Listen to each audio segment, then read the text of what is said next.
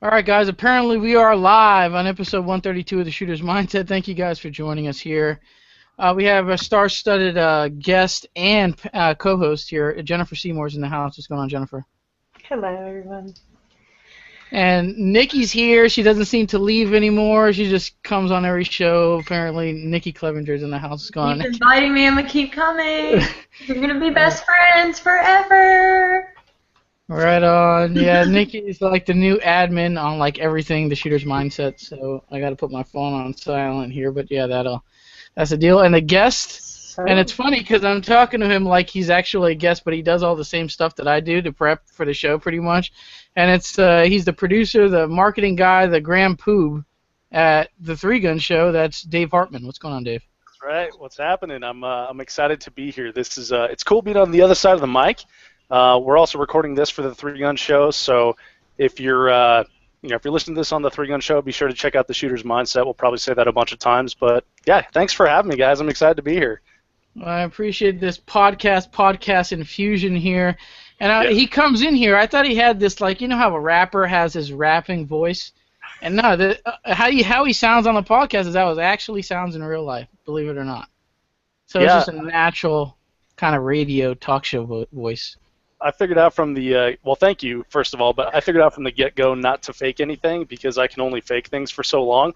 So I figure I'll start out being just how I am and then continue it from there. So it's kind of working, I guess. Indeed, it is. So it's good stuff. I fake my voice on this show. When you meet me in real life, like at SHOT Show, you're like, who's this kind of annoying kid that doesn't say anything? That's because I already speak everything I have every Wednesday, and then when you meet me, it's kind of like boring, right? Indeed. All right, so thank you guys for joining us. Episode 132 of the Shooter's Mindset here. I'm your host, Anthony Cruz here. We got a Q&A section for those who are new to the show and want to ask a live question throughout the show. Q&A section in the bottom left-hand corner. Also, if you prefer to use the Facebook, the Shooter's Mindset has a post that just went up live where you can use Facebook, post it in your comment section. We'll get those questions out throughout the show. Show sponsors, Tactical Shit, shop.tacticalshit.com for all your tactical shit needs. I mean, I got an email from them saying they have generators. So, like hurricane generators. These dudes sell everything over at Tactical Shit. So, between shoes, plate systems, steel targets, a Chris Costa tactical rig, whatever, they have it all. So go check out Tactical Shit. Also, Techwear USA for the finest competition shooting jerseys. They have some fine jackets, a Techwell system, and a tack latch for your AR-15 and 1911. So check out Techwear USA. Also, Brett Russo for always showing the show's big support since episode 2. We really appreciate his help throughout this 3 years now that we're going on the show. Also, we have it's been a little bit while. I go back and think about it was 2003. By the way, for those who care. 2003. More than 3 years. That's like 13. Yeah, Anthony. So. What's that? What year was it? 2013 or 2003? No, 2013. I said 3 years, right? I might have said 2003. I don't know. Like I said, I don't have that natural flowing Dave Hartman kind of podcast voice. I just screw up most of the time, and it's unedited since we're live here. All right, 2003. So for those who care about that, but the app is available for iPhones and Android devices. So that's iTunes and Google Play Store. If you prefer to watch from your smartphone, you can do so by downloading the app. It's greatly appreciated because it helps me see that downloads are going up and not down. So and a newly launched TSM website is theshootersmindset.com. We had a kind of a BS free WordPress, and now it's kind of looking official. So Nikki Clevenger has her bio on there. It's like really looking official here. So I'm not important. I'm just Nikki Clevenger. That's it. She has no title, no writer, no editor, no nothing. It's just Nikki Clevenger's on there. Just stage 5 clinger. At least we got my cell phone number taken off of it. Yeah, I kind of avoided announcing the website because Jen's personal cell phone number was on there for like a week. He said, send me your shooter's resume. I send him the shooter's resume. They post the whole thing on there. Like, if you want me to represent your company, call me. Here's my number. It was like her employment resume, like she was looking for work. Anthony, call me if I for an interview, pretty much. Anthony And messages me and he's like, the website's live and your cell phone number's on it. I was like, yeah. that's Well, great. it was just like a forward and a copy and pasting, and apparently the website guy really did copy and paste it. So there you go. We got that worked out though. So if you didn't visit in the last 2 weeks, you missed out on Jen's personal cell phone number. That stuff in an archive, so we could probably find that. Yeah. Well, if you're good with computers, you could probably find that indeed. What do we have here? We talked about the shootersmindset.com. So we're going to kind of jump into it here. Dave, tell us a little bit more about yourself for those who are unfamiliar with you, and tell us a little bit more about the Three Gun Show. All right. I'm Dave Hartman, as you said. I host a podcast called The Three Gun Show. It's been out for a year, and it's basically just like it sounds. It's a show about three gun, and so every week I have a new guest on, whether that's like we do an interview over Skype or we do something in person and record it for the podcast to show later. But I always dig into like the journey of a guest the first time I have them on, which is really cool. I've had some amazing people on, and we talk about like their basically like their origin story and how they got into competition shooting. And then when they come back for the next time, we go everywhere. We learn all kinds of great stuff about what they think about shooting, what they think about gear, what they think about how to practice and stuff of that nature. And I've had like a lot of really popular episodes. The show's gathered a bunch of legs and it's run, and it's a whole lot of fun. So you can find it in iTunes, threegunshow.com/iTunes. If you listen on Stitcher, you can find it there as well. Or hey, we're now on Google. Google now has podcast apps, and you can pretty much listen to it on any mobile device. Yeah, the Googles. I don't know, Dave. Are you looking for any guests coming up on any shows? Absolutely, all the time. I got two for you, Jennifer and Nikki, right here. Very nice. Like I said earlier, we are recording this right now, so consider this your audition as well. So impress me, I guess. I don't know. So auditions. Did my hair. Perfect. Yeah, we got Nikki's jersey swinging in the background on a chair that she put on top of her bed. Look at that. It's on top of the cage, like the wicker chest in front of it, and it's the guest bed that Boss peed on in that one video. It's not even a bed we sleep in. Yeah, so we definitely have some. Huh? Boss is your husband? Is that right? No, Boss is the dog. Oh. Boss is my pain in the rear end dog. Oh, right. Yeah, I was thinking that was Heath too. No, I don't call Heath the boss. That'll be a little bit weird. But I'm like, I want to shake Heath's hand when I see him, though. I'll tell you that. Yeah. All right, so we're gonna move forward. So you guys check out with podcasts, the way I always prefer to listen to is on the way to a match. So you get the pro tips. You get to listen to it without no interruptions. It's perfect. I dabbled in the podcast thing, and man, in the format that I had, it was a lot of work. Like adding the bumper, and then putting your notes in a website, and then all the audio equipment. I did learn a lot about audio when I tried to do the podcast thing. Yeah, tell me about it. It is a ton of work. It is. So, and I was like, I do the live thing, and then do the podcast thing. I was like, it was more me being lazy in a sense. But Anthony? There is some podcast of the shooter's mindset out there somewhere. It's somehow, I don't know, it's out there. Dude, I've listened to him, and that was like one of the reasons I started the Three Gun Show is yeah, no shit. I used to listen to Predator Tactical. You guys remember that with Matt Burkett? Matt Burkett, yeah. So those were amazing, and he had some really good stuff on there, right? And then I got into like Steve Anderson and Ben Steger and stuff like that.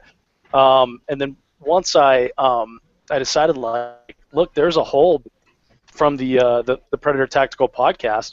I started looking for stuff, and I found the Shooter's Mindset, and I was pumped, man, because it had there was like Costa, and then that was one of your podcasts, and then I can't remember who the other one was. I think it was one with Max Michelle. Yeah, that's what it was. Okay, so I was like, I'm totally excited. This totally exists. I don't have to do it myself. But then I found out that you had like 2 episodes or 3 episodes on there. So Yeah. I was like, well, there's a hole here. Someone needs to fill it. Probably could be me. So There you go. that's Yeah, awesome. Chris Costa happens to be. He's a popular dude, obviously, and that happens to be one of our most viewed videos, and probably one of our most listened to podcasts because it's only 2 out there. Even though Max Michelle is world class, but Costa has this kind of fan base that even if you're a Call of Duty guy, you like Costa. If you're a paintballer, you like Costa. It doesn't matter what you're into, you kind of know Chris Costa. So That's for sure. You got that crossover that you don't see a lot in a lot of the people that that you speak to and that I speak to are just generally practical shooters. Like I talk to people at work and I'm like, okay, so Jerry Michalek, and they're like, who? And I'm like, are you kidding me? Like the greatest competition. If you've ever seen a revolver video, you've seen Jerry Michalek. Well, is he a cowboy? God. So, it's funny, we're in our little bubble and we think, all these people that are famous to us, the Michelicks and, Jana Reeves, and I don't want to name names because then people will say, you didn't name me, but all these people that we think are, everybody knows, and then you go to somebody that's not in the gun community and they're like, who? Yeah. I'm like, really? Seriously, you don't know them? Yeah, how could you not know Jerry Michalek, right? I mean, we live in a bubble, I guess. Well, that's exactly. A shooting bubble. Yeah. It's funny because even some gun owners, like that guy that has one gun for protection high up in his closet, you tell them who's Jerry Michalek, they have no clue. They're like, oh, I saw that old guy with glasses on TV one time. Yeah, I mean.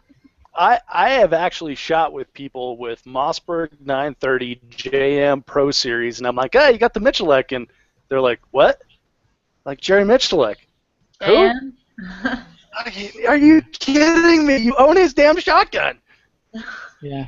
That's only his autograph on the side of the receiver of your shotgun, buddy. Mm-hmm. Pays to do a little research, I guess. I don't know. Apparently not. Not to some people. Well, and that's the great thing about like my podcast is when someone who doesn't live in the bubble that we live in, but they want to get into like say 3-gun, they can listen to this, they can find like the very basics, the tips of like how to get into 3-gun. They learn everything about these people. Like when speaking, I'm probably harp on Jerry a bunch of times because his is like one of my more popular episodes, but in the Jerry Michalek episode, we talked about like how he came up in shooting and how he got his start. So it shows like, hey, everyone came from somewhere, and for those newbies out there who are coming in at the beginning of it, give them some hope, Indeed, yeah. I mean, it's I see. My wife watches these shows to get a little bit off topic. Like, I don't know what do they call it, man? It's like a fashion show. They put like costumes and makeup on these people, and then they bring out this special guest, and he's like award-winning makeup artist, and I'm like, who the hell is this dude? Like, why is people making a big deal out of it?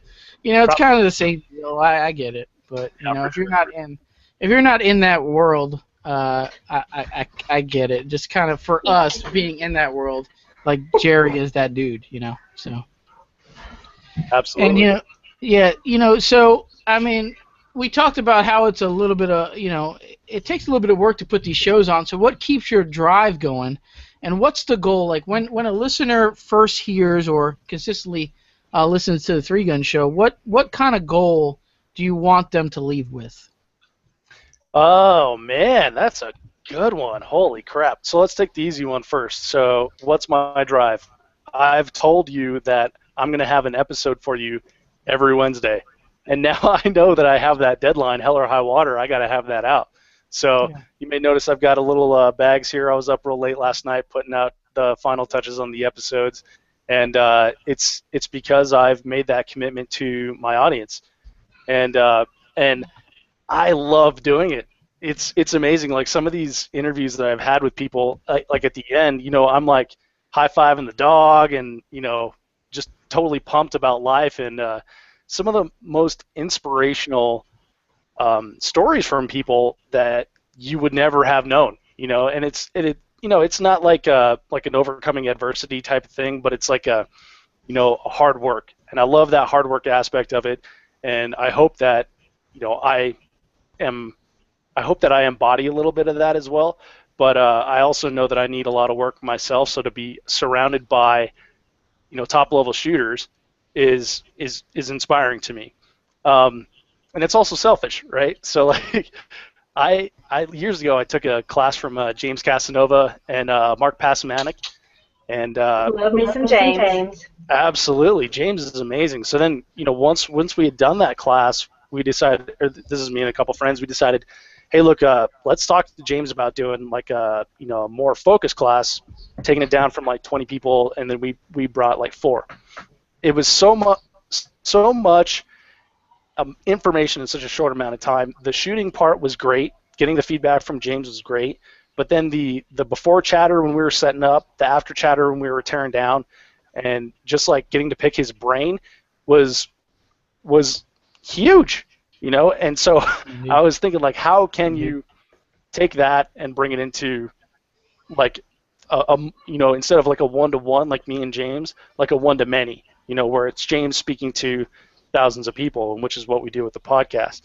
So the goal, I would say, is 3-gun is intimidating. Like, the 4 of us are sitting here. We've shot a bunch of matches, but if you can remember back, like that first match, like I've got friends that have been telling me like for 2 years now, I'm gonna shoot a 3-gun match as soon as I get my trigger, as soon as I get my comp, as soon as I get my shotgun scored away, and it's all that type of BS, right?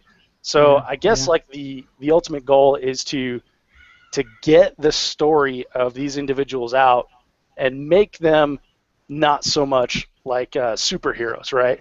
So it's not like oh, Craig Outson was on television. Well, Craig Outson works his butt off, and then you see like Nick Atkinson, wow, he rocketed to the top of 3-gun. He must be naturally talented. No, he works his butt off. It's the story over and over and over again. So it's showing people that hard work, and it's showing them that they can achieve it and that they can actually get out to a match, because these people are just real people. Andy, it's kind of the same deal here. Go ahead, Nikki. I'm sorry, I think it's funny you bring up James Casanova, and then you talk about everybody's intimidated by 3-gun, and I'm like, well, crap. James Casanova made me cry at my first major match. Oh, how did it make you cry? At the Brownells Lady 3-gun. Tell us. I mean, I don't think I DQ'd, but I almost DQ'd, and if it wasn't the all-ladies match, James probably would have DQ'd me. And afterwards, after I finished shooting the stage, he pulls me aside and says, look, you should be DQ'd because, you broke the 180 at this one point with your rifle, and all he did was say DQ, and me being at my first major match and being a girl, I just lost it. I bawled my eyes out. Well, but he let you slide. That's because I told ROs to be nice, because we were ladies, and a lot of us, this was our first time shooting a 3-gun match. It was my first major 3-gun match, not my first. I DQ'd my first major match. Huh? I said I DQ'd my first major match. I'll say it. I almost DQ'd. I'm more upset about crying than DQing. What is it? And James is like the nicest person in the world, too. And I mean, he was super nice when he told me. He was just trying to be helpful and be like, look, you can't do this. This could lead to being DQ'd, and all I heard was DQ, and I had to walk away. Like, I literally set my stuff down and walked away and cried by myself for a minute. And I have not spoken to James Casanova since. I got a good guess. He was trying to help you, though. He was, but I was just being emotional. So my first major match was like the 2012 Noveski Multi-Gun Challenge, right? So, where was I? Oh, so it was the end of the day. It's the very last stage of the first day, right? And I had that same thing, and the RO was like, stop. And the RO was Casanova. And so I stopped, and I just kind of froze, and I stood there. I didn't know what to do. And I turned and looked at him, and he goes, you just slugged my target. It really was. Like, I slugged the living shit out of it, too. It was like 7 yards from me. and I nailed that thing with a slug, and it was just like a little KD, and it was down. That thing was down. It was a. Say, at least you hit it. Oh, yeah. I hit the hell out of it, but I did not cry. Oh, However, I applaud you for like overcoming the crying and the almost DQ, because I know that feeling. That after that, so I'm like, Mr. Safety or whatever. I pride myself on gun safety, and at the time I was trying to teach gun safety to like a 7-year-old child, and so to have to come back home and say like, look, I DQ'd for a safety infraction, I was wrecked. I was wrecked. I was never going to shoot 3-gun again. It's tough. My first major match that I drove 4 hours and had a hotel room for 2 nights and paid $250, and I've told my husband I've done all this, and very first stage before I even finished it, I DQ'd. Ouch. that is the worst, but I'm glad you got it out of the way early. What was your DQ? Not me. I would have been happy if I DQ'd on the last stage. At least I would have gotten to shoot the match. The whole point of that match was to learn my. This was last summer.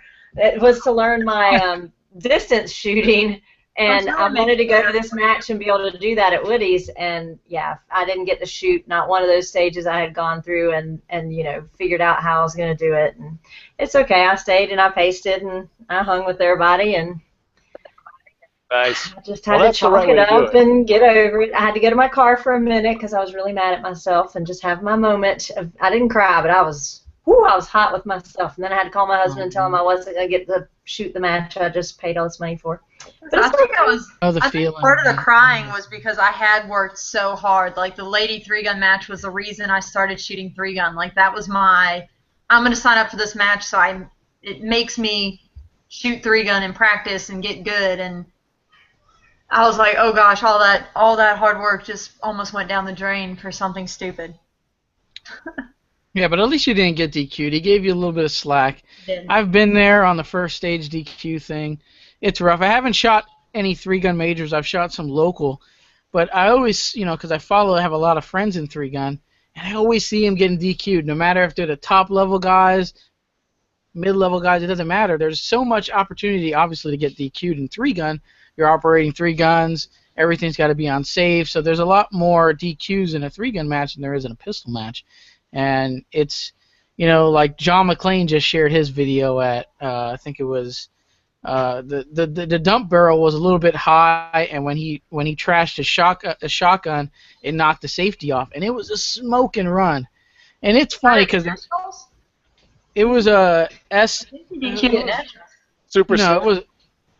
Superstition. Superstition, yeah. Superstition. There was, and it's funny because the friends are always ones to bury you a little deeper in that hole, and it's funny because you see Nils, he has a huge smile. Laughing. He was laughing his ass off. And then you see Craig Outson goes from like shocked to like smiling. You know what I mean? It's with friends like that, man, it's you look forward to the beer after the match, but I mean, it's just funny, man. Because Nils said, "Hey, man, you got any slugs you're not going to use?"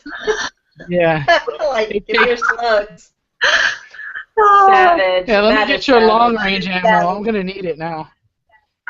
Yeah, you don't need your long range ammo anymore, dude. Pass it over, Yeah, that's rough.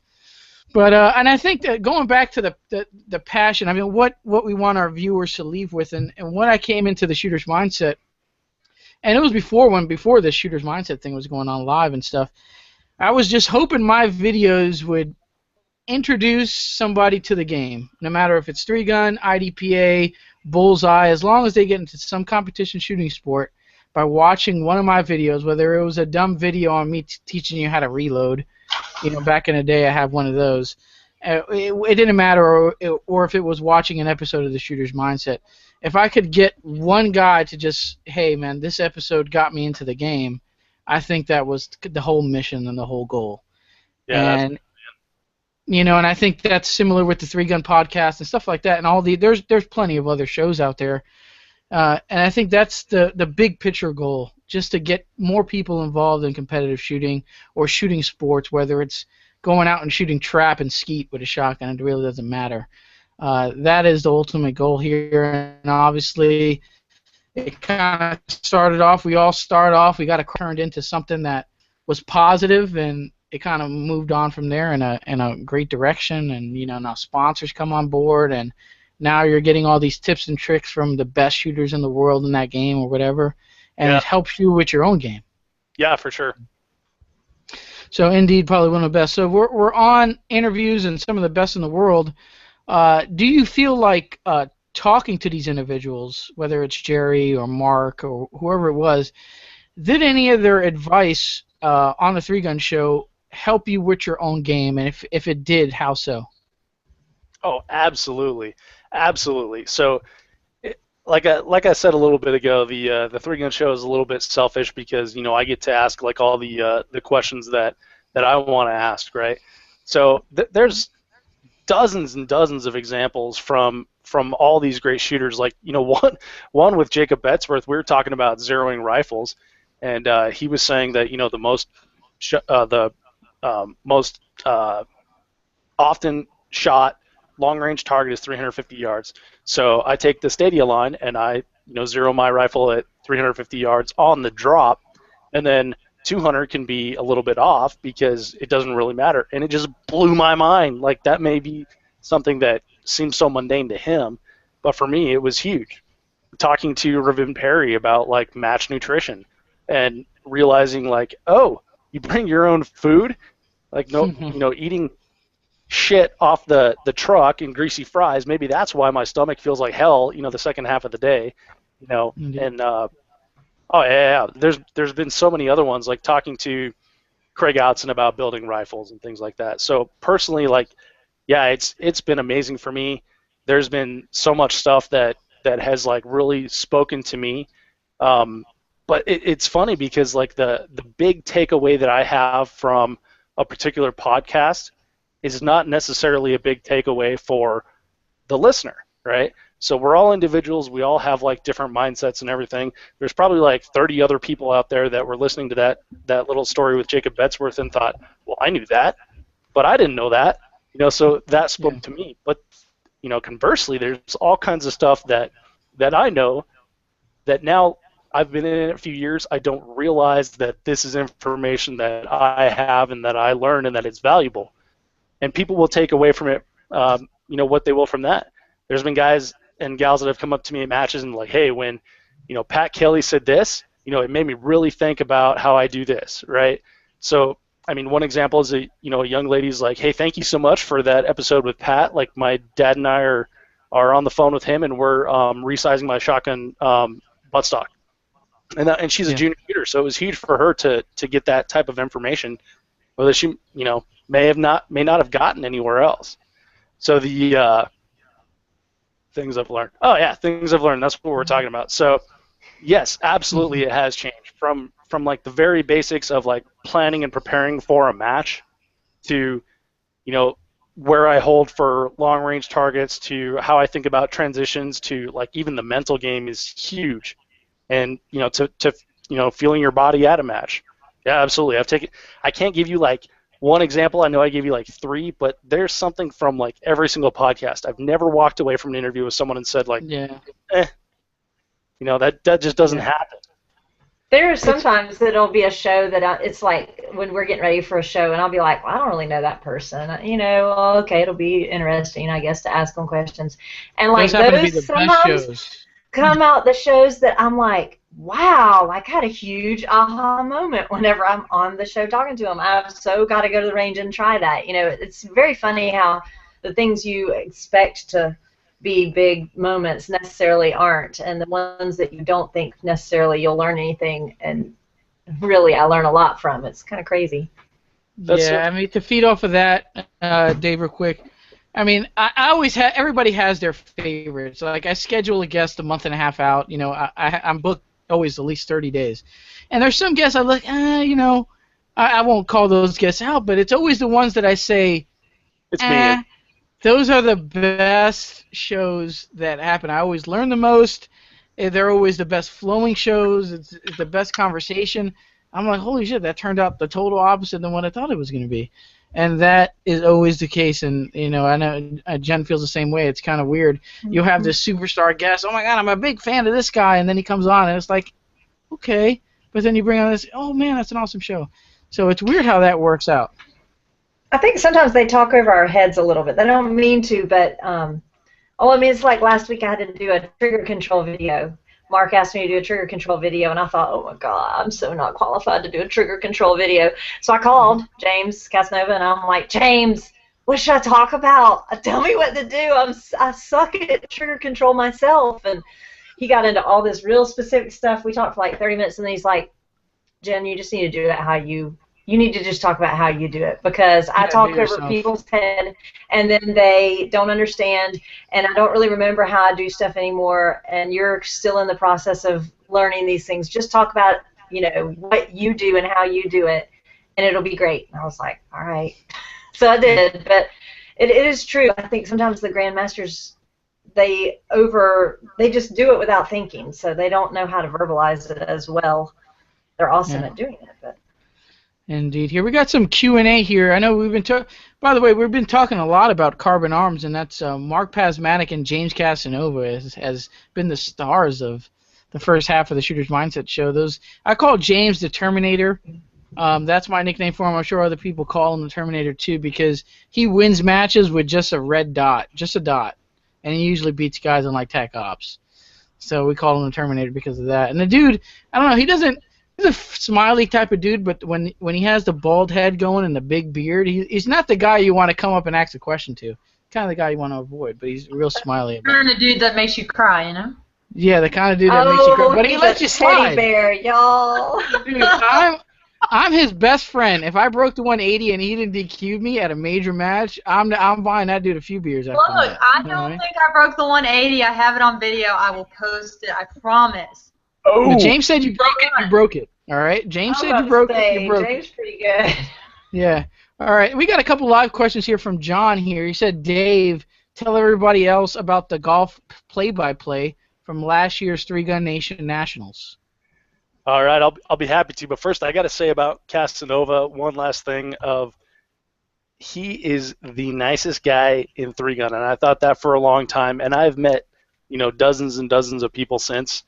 And I gotta say, like, it's very neck and neck now that I know so many people, but such a sweetheart. And Nikki, I'm sorry that you don't feel that way. I'll let James know that he can rot in hell next time I see him. I'm not saying any of that. I'm just.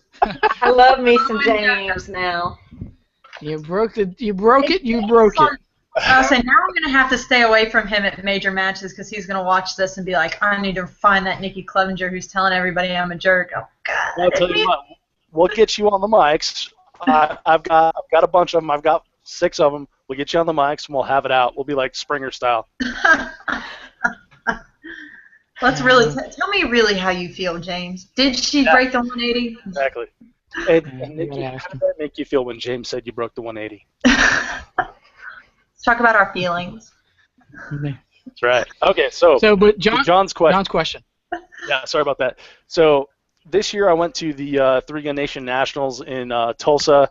I didn't shoot. I just went down for the podcast. I grabbed a bunch of sweet podcasts with a bunch of amazing people. We had a great time. I got so sunburnt. I got a little drunk off of moonshine. I'm not going to lie. That was the last day, but you can thank – no, I better not call the people out on that one. Rolling. Who has moonshine? So the coolest thing that happened when I was there, I can't even say coolest. One of the coolest things that happened when I was there is that we're sitting there right before the pro shoot off, the Three Gun Nation pro shoot off, and it's they've got like the drones flying, the cameras, Pete and Chad are out there. Pete's behind the switchboard. Chad's got the microphone. He's calling the action, stuff like that.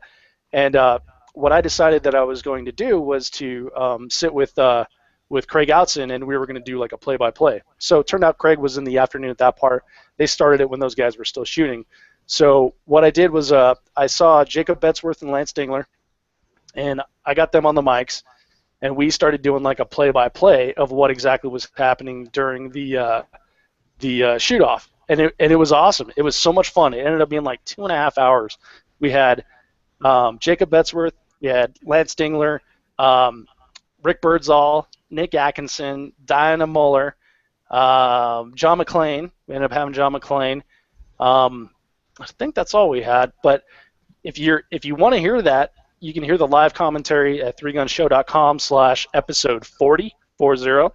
The cool thing was when that came out, Pete Brown from Three Gun Nation hit me up and he's like, Dave, this is awesome, man. At the last minute, we threw the live stream together, so we have running video of this too. So let me take a step back. So, we saw them doing this on the live stream. Rick Birdsall recommended that I try to sync it up like, Pink Floyd and, Dorothy Wizard of Oz style thing. And so that's what I did, kind of here at the beat, press the play on the live stream. So Pete called me up and he's like, we can make this better. So Pete takes the audio and he cuts it up and does like some, magic that only Pete can do because these guys have been doing it for years. And they came up with like a hour-long feature of our commentary running over the actual action, cutting in and out with Chad talking, saying, hey, now we've got John McClane, blah, blah, blah. John, how'd you think of that? And then John talking, and then it goes back to us doing our commentary. So it's actually cut really professional. It turned out really great. It was really good for the show. If you want to check that out, you can check it out at 3gunshow.com/3GN15, 3GunNation15.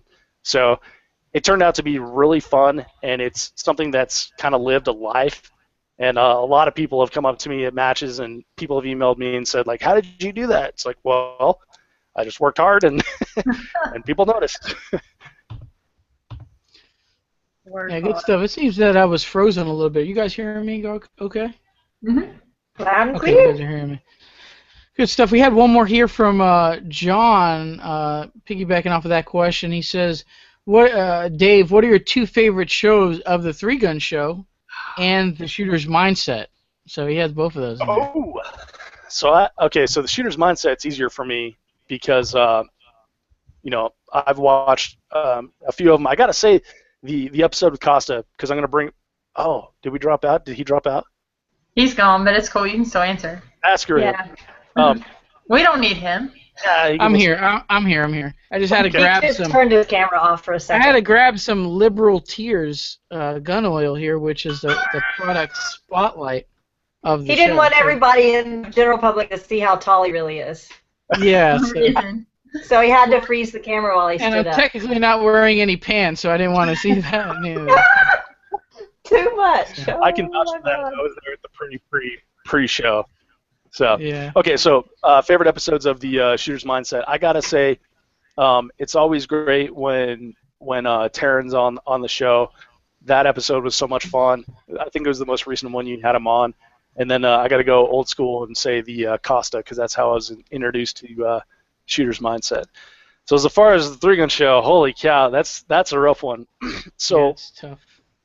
yeah, so how do you pick your favorite, right? There's been 71, 73 so far. So I gotta say the episode that I had with Jerry was really cool because, and I know that's a cop. Just picked the biggest guy in the sport, right? But I drove from Denver to Raton, New Mexico. It's like 3.5 hour drive. I slept on the floor in my buddy's hotel room. I didn't shoot the match. I just went down there to interview Jerry. Literally, that's why I went down there. I totally internet stalked him onto the stage, right? I figured out what stage he was going to be on where.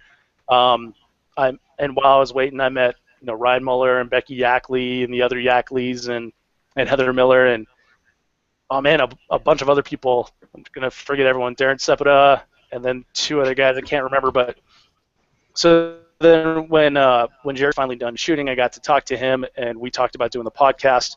And then hours later, as we're sitting down in like a kitchen of one of their bunkhouses that they have at the NRA Whittington Center.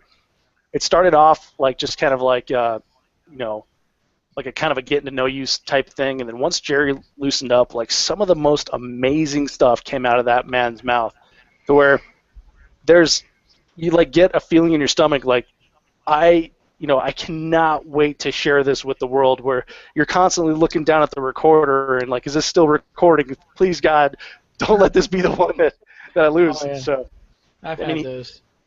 Yeah, exactly. So to give you an idea, like he was talking about Lena, right? She was just at that time she was getting ready to go to the Shotgun World Shoot in Italy, and he was discussing her game. He completely turned the conversation from himself to her, and he started beaming. Like you would not believe the pride on his face of like how proud he is of his daughter and all that she's accomplished. And like I was talking before, like these are just regular. You know, you could see that like it's not the Jerry Mitchell like that you've seen on all the superhuman television shows where they try to figure out how he shoots so fast. It's just a guy who's got a daughter that he's exceedingly proud of.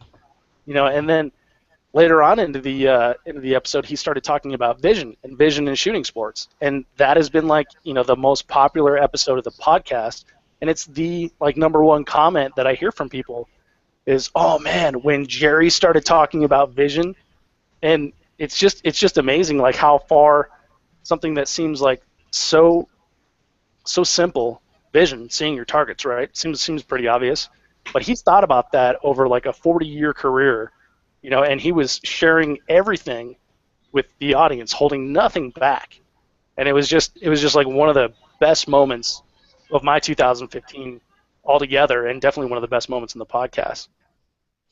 Yeah, I mean, we had Jerry on the show. And that was actually a show that was actually pretty laggy, even though this one's probably a little laggy. I think it's time for a new machine. But that was like one of the laggiest shows. I think Jerry was like in the bunker at his home, and it's kind of the connection was kind of bad on that, where he has like 1 million boxes of ammo in the back of him, like his YouTube videos. And, the game of competitive shooting is, when you look at guys like Jerry, and you look at guys like Jerry Barnhart come back all of a sudden, he just all of a sudden shows up at a steel challenge match. And even though these guys are a little bit, they're a little bit older in age, they still come back and still able to dominate. So, look at sports, and, father time kicks in, and it's about over from there for professionals in the game. But when you look at Jerry and you look at some of these guys that all of a sudden just pop up at a match and they're still the number one guy, it doesn't. You can be shooting, you can be competing as long as you have good wheels. You can be shooting 3-gun till you're like, till you finally just, I think I'm done. But it's not because father time kicked in. You can still kick everybody's butt. So it's good, So it's a good thing about the shooting sports game here. All right, we're going to switch it up here. We're going to jump into the lightning round here. We started the show a little bit late. We're 45 minutes in. We got a good conversation here with Dave. So we're just kind of going to tone it down a little bit. The lightning round here. The lightning round tones it down? Isn't that like pump it up? Well, it kind of hypes it up. That's kind of where we lose control, actually. Yeah. We're saying you wonder why the conversation's going so good. You brought in somebody who does conversation to talk to people who do conversation. Yeah. That's all y'all do is talk. So who's the host here? Me and Dave, because it sounds like we have two hosts today. Yeah. Because y'all just talking to each other, because that's all y'all ever do is just talk to each other. Yeah, indeed. So someone insert this. I don't know who put this in the lightning round, but I like it a lot, and this is a pretty big deal. So we're starting it off with this one. The toilet paper roll. Is it over the top or underneath the roll? I saw that, and it's definitely over the top because I'm not a savage. I mean, I don't have much of a preference on this one. I really don't care, but some people do. I'm more of a big guy on the toothpaste, the top being left off the toothpaste. That's more my deal. But do you squeeze from the back of the tube, or do you squeeze to the front of the tube? And that's another one. Do not squeeze from the front of the tube. You squeeze from the bottom up, so it's already there to go, so you don't have to be fussling with it at 8 a.m. in the morning. So I don't know. Who put that in there? Was it you, Nikki? Yeah, it was me. Yeah, that's a good one. We're gonna keep that in the lightning round, the toilet paper one. Because I thought you and Dustin were gonna add do you put your ammo in the box up or down? Like, who gives a shit? Right. I mean, so I guess that's a big deal. This is a big deal. So, Dave, do you put your ammo in the ammunition box that you reload, or whether it's factory ammo or not? Do you put it primer up or bullet up? Good. Well, okay, so this is my ammo, if you can see in there.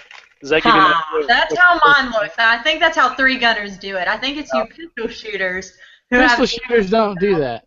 Tip up or tip down. It's not just about the tip, damn it. And The thing, I don't know why you guys bring a 20-pound ammo can when you guys shoot like 100 rounds of pistol. Hang on, are we just No, kidding? but if you're like me, you shoot like 200 rounds because you miss a lot.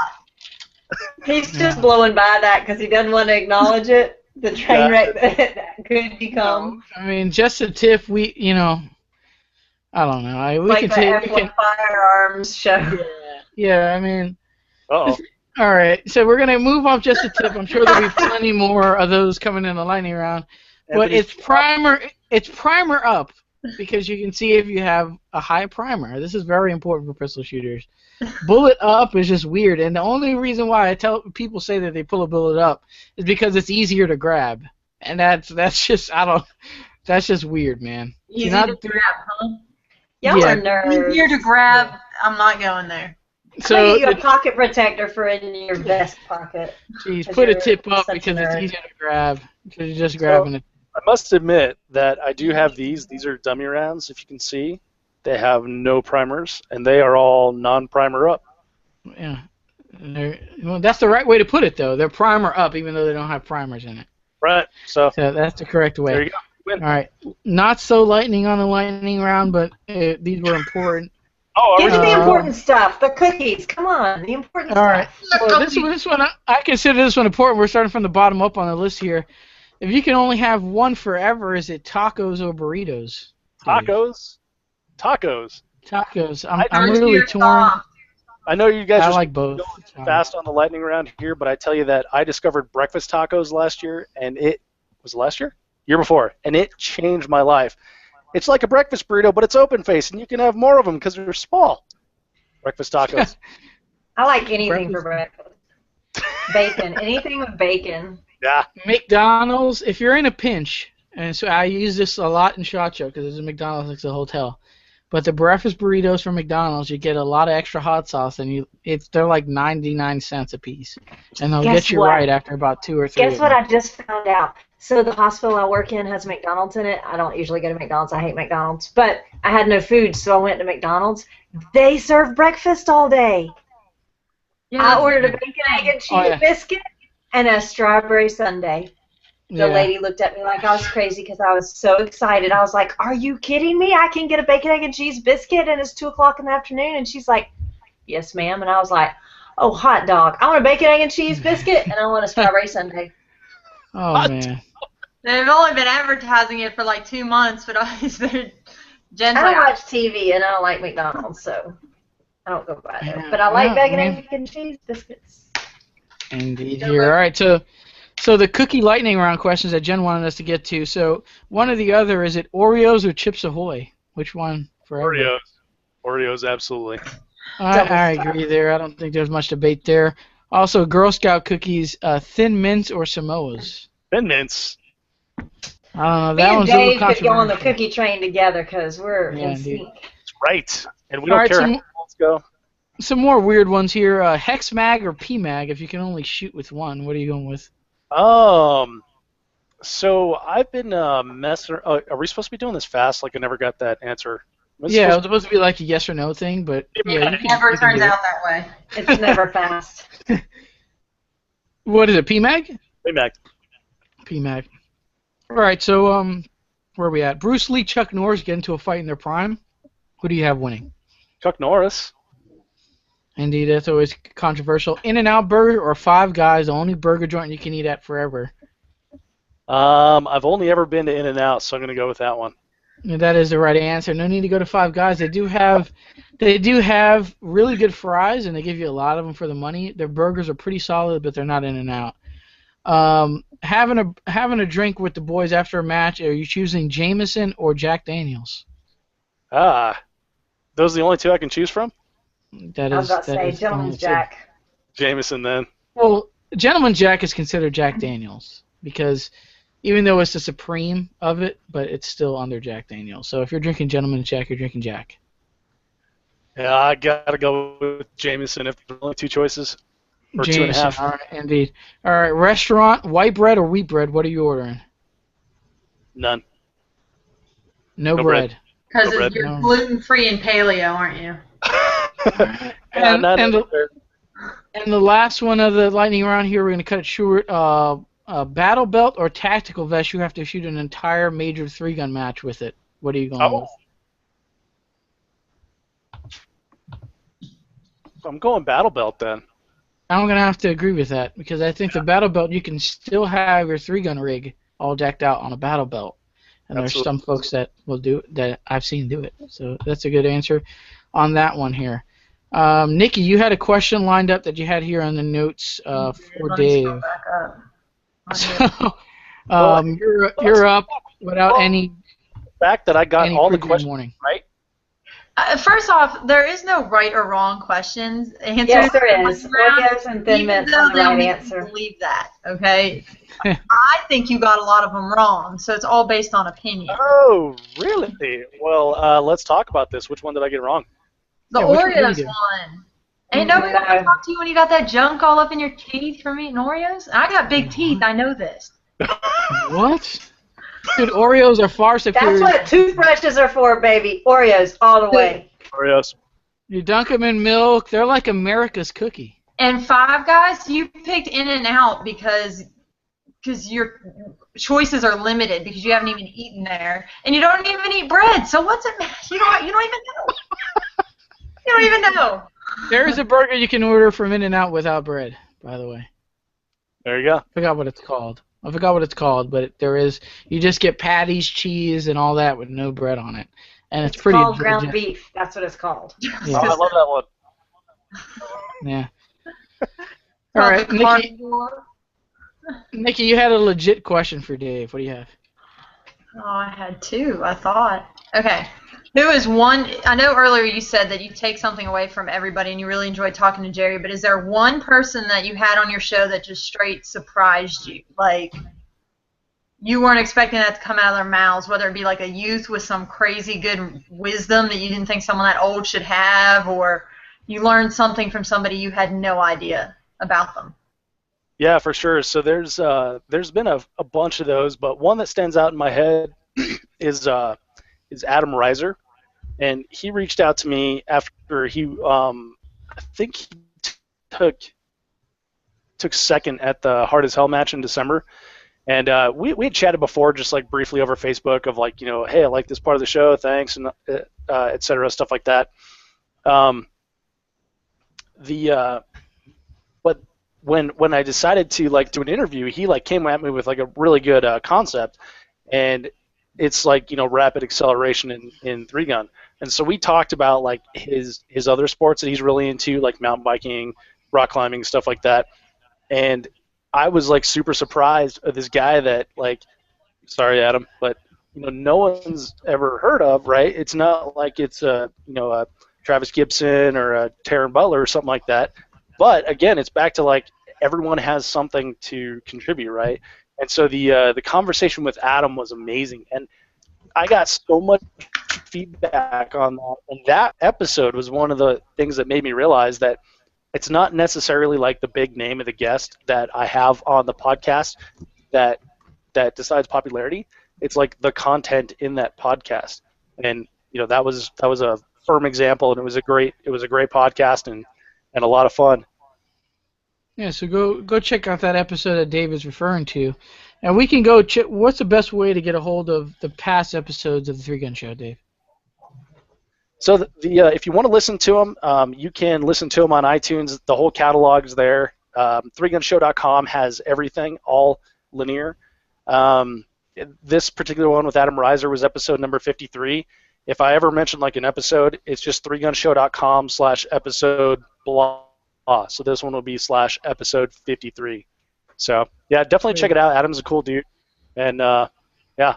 Oh, I also got to meet him at a SHOT Show because he actually works for a suppressor manufacturer. So that was also really cool getting to, you know, see the people. It's always fun to see people in real life that you have on the podcast, and like, hey, we have this really deep connection that we shared for an hour, and we were completely honest with each other, but we've never met. So yeah, that's all I did. The whole SHOT Show, I made a list trying to meet everybody that I had met through this show, and it was fun.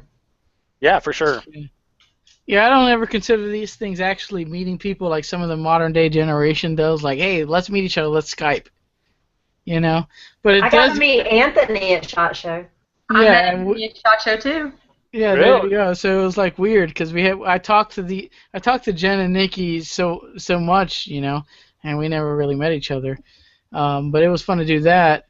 Where was I going, man? I just totally lost my chain of thought after that, man. This is So terrible. while you're trying to think of your thought, I'll mention that you said that you're not like a Gen Y where you try to meet people via Skype or whatever. So if you guys look at like the Q&A right now, there's a guy, Lou Mendez. This is Three Gun Lou from Instagram, and this guy like reached out to me like really early on in the Three Gun Show, and it's the weirdest thing. We've talked on the phone. We've been like text buddies ever since, and he's always sending me like the weirdest shit you will ever find on Instagram.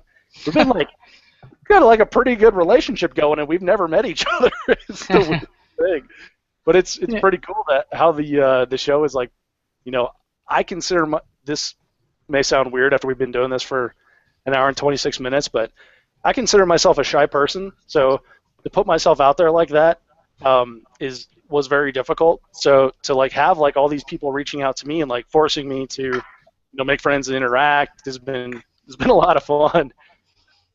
Yeah, indeed. I finally got my chain of thought back. I mean, it does get you in all the cool parties, though. Even though you haven't met these guys, you're like, hey, Taryn, can you get me into the Glock party at SHOT Show? And boom, you're there. And, like, Glock party's, like, exclusive only. So it's weird how you kind of know everybody, but you don't really know anybody. Don't text Taryn, by the way, on that. He won't get you in. Taryn's a good friend. Yeah. If you're text buddies with Taryn, you have one of the have his phone number.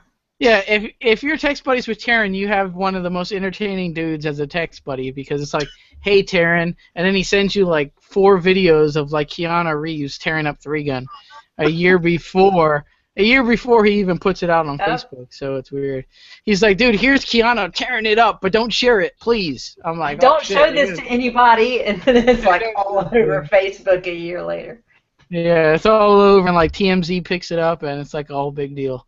I'm like, if I would have shared it, I would have got probably like 20,000 likes on Facebook, Taryn. But we got to get Three Gun Lou and Taryn together. It sounds like they'd be good pals.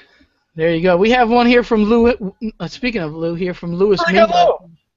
Yeah, he says, "What's your biggest weakness as a three-gunner, Dave?"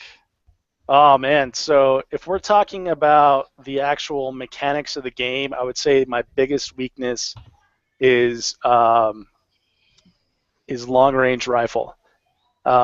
It's plagued me for a long time, and I've upgraded gear to compensate for that, and it's come a long way once I figured out like what was specifically limiting me.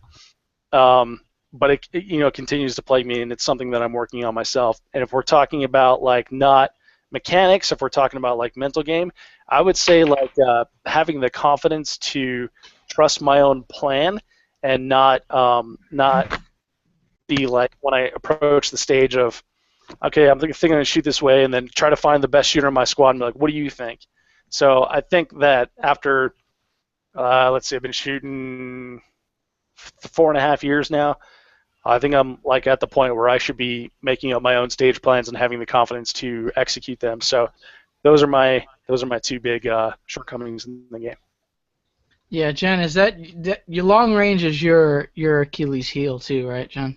Yeah, I don't really have anywhere to practice here. That's part of it. So my practice is going to a match and trying to make it happen, which ultimately ends up usually with me taking way too much time. I need to learn to leave them sometimes if I'm having trouble getting into a position. Yeah. I love long range. Yeah, but you're up there shooting all the time long range. Good. My last match, I did not leave any long range targets sitting, and that is like a first for me because I've been at this 2 years now, and I've always give it 3 good tries, 3 to 4 good tries, and if I haven't hit it at that, just move on because it's not worth the time you're going to spend shooting at it. This last match, and it had some go out to 400. I think 450 might have been the longest one it had. I hit every long-range target that I shot at. Not the first try, but I hit them. I didn't leave no penalties on long range the first time in 2 years. And what is your zero? Are you holding a 50-yard zero? 50, 200, 250, same. So Yeah, 250. Yeah, 50 and 200. That's the same zero I have, man. And when I shot these local 3-gun matches, man, and we were just running a red dot. It was the Burris AR, the same one that Casanova uses. And man, it really made you feel like I sucked. I was out there just whiffing, and the SO, it's like, dude, you're high, you're low, you're left, you're all over the place. I'm like, oh man, you know what I mean? It's just move on, just move on. Yeah, just For move me, on. if I can get in a solid position, like I know how to do my holds, and I can when I get in a solid position, it's like ping, ping, ping. Oh no, But mine I was just solid. have a hard time getting in. Like the last match that we had, it was kind of an awkward on a spool thing, and I don't know, I just could not get this one target. The ones right in front of me I did okay, but the one to the left I had trouble getting lined up. But I struggle with getting position for long range. yeah, me too. My biggest struggle. And it's funny because Nikki said just move on if you miss it 3 times, and it's like as the competitor and as for your own, just to feel your own security, you want to hit it no matter if you're shooting 20 times at that thing. You want to hear the hit, in the background. But you I really set different goals. I used to time out on long range, so then my first goal was to no longer time out. Yeah, So I mean, what Nikki's saying makes sense. No longer timing out, then it was like just leave it, because sometimes I literally saw people at one match give one shot at each long range, and they did it so quickly that the 10-second penalty that they got didn't even matter because they just threw 4 rounds down range to count for the 4 long range targets in half a second. Okay, so 10 seconds each one. It's like 4.5 seconds.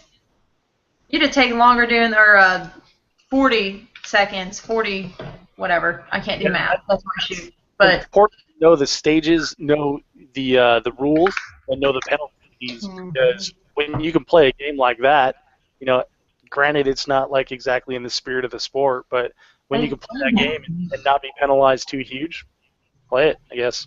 Yeah. We had a local match that we had a shotgun only stage that was 3 clays and 3 clays, and in the middle there was a swinger.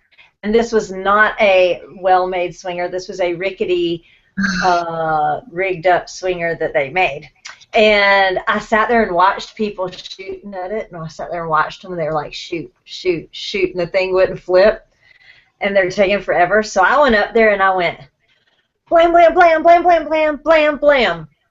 And it didn't spin, and I turned around and showed it clear because that was 8 rounds, and the guy goes, "Are you done?" I was like, "Oh yeah, I ain't shooting at that anymore." And so I took it was only like a 15-second penalty, but I shot it in like 5 seconds, so my whole stage was 20 seconds, and I beat everybody. It was awesome. I've done that with pistol swingers. Just one shot at it. It's engaged. That's the best I can. Hey man, that's part of the game. It's part of the game and being a gamer, and sometimes that just makes sense. Because they were all reloading and shooting at it again and I was like. That's when I put some high brass in there, some heavier shot, and just give it one good.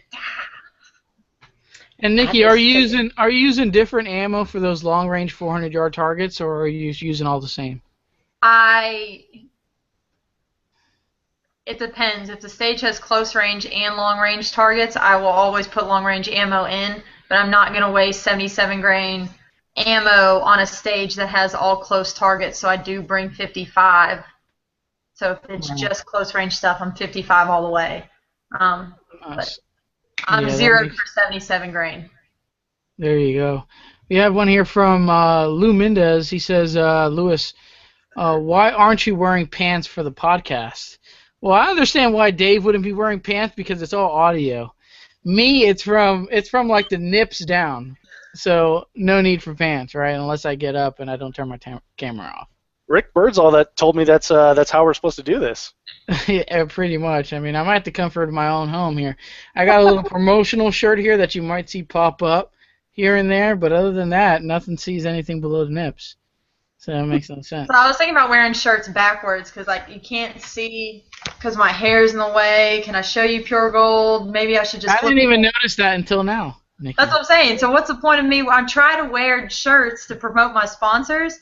Well, You can't even when I have my hair tied back, I keep it all on one side. You can't. Okay. You can't see That's nothing. that's why I wear hats, because I figured you can at least see them. Burris is not a sponsor of mine, but I really like this hat, so I wore it for today's Well, show. I wore my hair straight today because last week Corinne said to be on TTI you have to have good hair. So Yeah. yeah. Nikki's obviously one of the only female shooters that's not sponsored by Terran Tactical Innovations, unless she's trying to work her way in there. I tell you what, I'll ask Taryn. I'll be like, hey, Nikki wants your number. Do you want to be text buddies? And that's gonna be your in right there. As soon as I get some random text of Keanu Reeves just shredding at Taryn's thing, I'll be like, who is this? Yeah, indeed. All right, what do you got? One more for Lewis. Lewis, we appreciate all the Q&A, man. It's really helping the show flow along here. Stay on track. Yeah, in our club, for gaming a target or not actually trying to is a penalty. Okay, so like that, you're not cheating yourself from learning. So Jen, like you said, for just taking 2 shots at that target, you had to take, spin over. If you do that, and that's kind of like in pistol shooting, there's a failure to do right in my game. So if you want to game it that hard and not go prone, yeah, there's a failure to do right in IDPA. So if you don't go prone on a prone shot, that's a 30-second penalty. So your day is over. So you can't get one of those. So he's saying that you can't just game it like you're doing, Jen, in his local club. Well, and that's a good example of knowing your club's rules and knowing the penalties, right, and knowing your ability. Yeah, or if you have James. I wasn't going to go to war with a spinner because me and spinners do not get along. We're not friends. Did you at least hit it, Jen? Oh yeah, I hit it. I hit the top end. I hit the bottom. It just didn't spin. So it's controversial because nobody could get the timing exactly right because we don't have a spinner except this one that they put together, and the timing of this rickety thing was not great anyway. I wasn't going to go to war with it. And to Jen's defense, I mean, she said it was a rickety kind of spinner. So if she saw like 50 people go up there and try to spin it and spend all this time on it, that's just the gamer's mindset. And she won that stage, so props to Jen for gaming. She's an ER nurse. She knows when to make that judgment call quickly. Yeah, indeed. So I trust her judgment on that. Time of death. I think the overall message is if you can live with yourself as a cheater, knowing you didn't try on the target. Yeah. Yeah. Well, indeed. shit. I call it gaming, and we're playing a game, so it's all fair in the love of war. Just because y'all aren't smart enough to make that decision does not make me feel bad. That's going to make me feel good about myself. You guys weren't smart enough to do this. I got the stage win. You guys sucked on that stage. You can live with yourself. Yeah, indeed. So, product spotlight here. We got. We're kind of late here. The conversation's rolling really well, so the segments are kind of all screwed up on the timing. But we talked about it a little bit earlier briefly. We got Liberal Tears gun oil from Tactical Shit. And this is bacon scented. Smells like bacon. It indeed smells like bacon, and it kind of wows people how they got this to smell like legit. It smells like bacon bits that you'd put on a little salad. And this is legit CLP gun lubricant. So check out shop.tacticalshit.com and pick yourself up some Liberal Tears gun oil that smells like bacon. And it's not going to have your guns like smelling like bacon, like you lube up a bolt and you're like boom, boom, boom. It's going to confuse you if there's constant bacon scent. It does go away after a while. So that's a bummer. See, I was thinking would you get hungry during a match because every time you pick up your rifle, it's bacon. Yeah. We're at Twin Peaks in Vegas with them, and Ben comes running over, and he's like, "Here, Jen, smell this," and like shoves something under my nose, and I was like, "Whoa, whoa, whoa! I'm an ER nurse. I'm scared of that. What are you putting under my nose?" Yeah, he's like, "No, really, smell it." It usually ends up in a bad story when someone just randomly tells you to smell something. You know what I mean? So it's kind of weird when someone, but... He was so excited, though. What's it smell like? And I was like, bacon. Here it is. He was like, yep. This is a legit gun oil, and it has, hey guys, here's a couple bullet points on it. No liberals were harmed in extraction of liberal tears. It's non-toxic for tree huggers. Hand collected fresh from liberal sources of California, Massachusetts, and New York.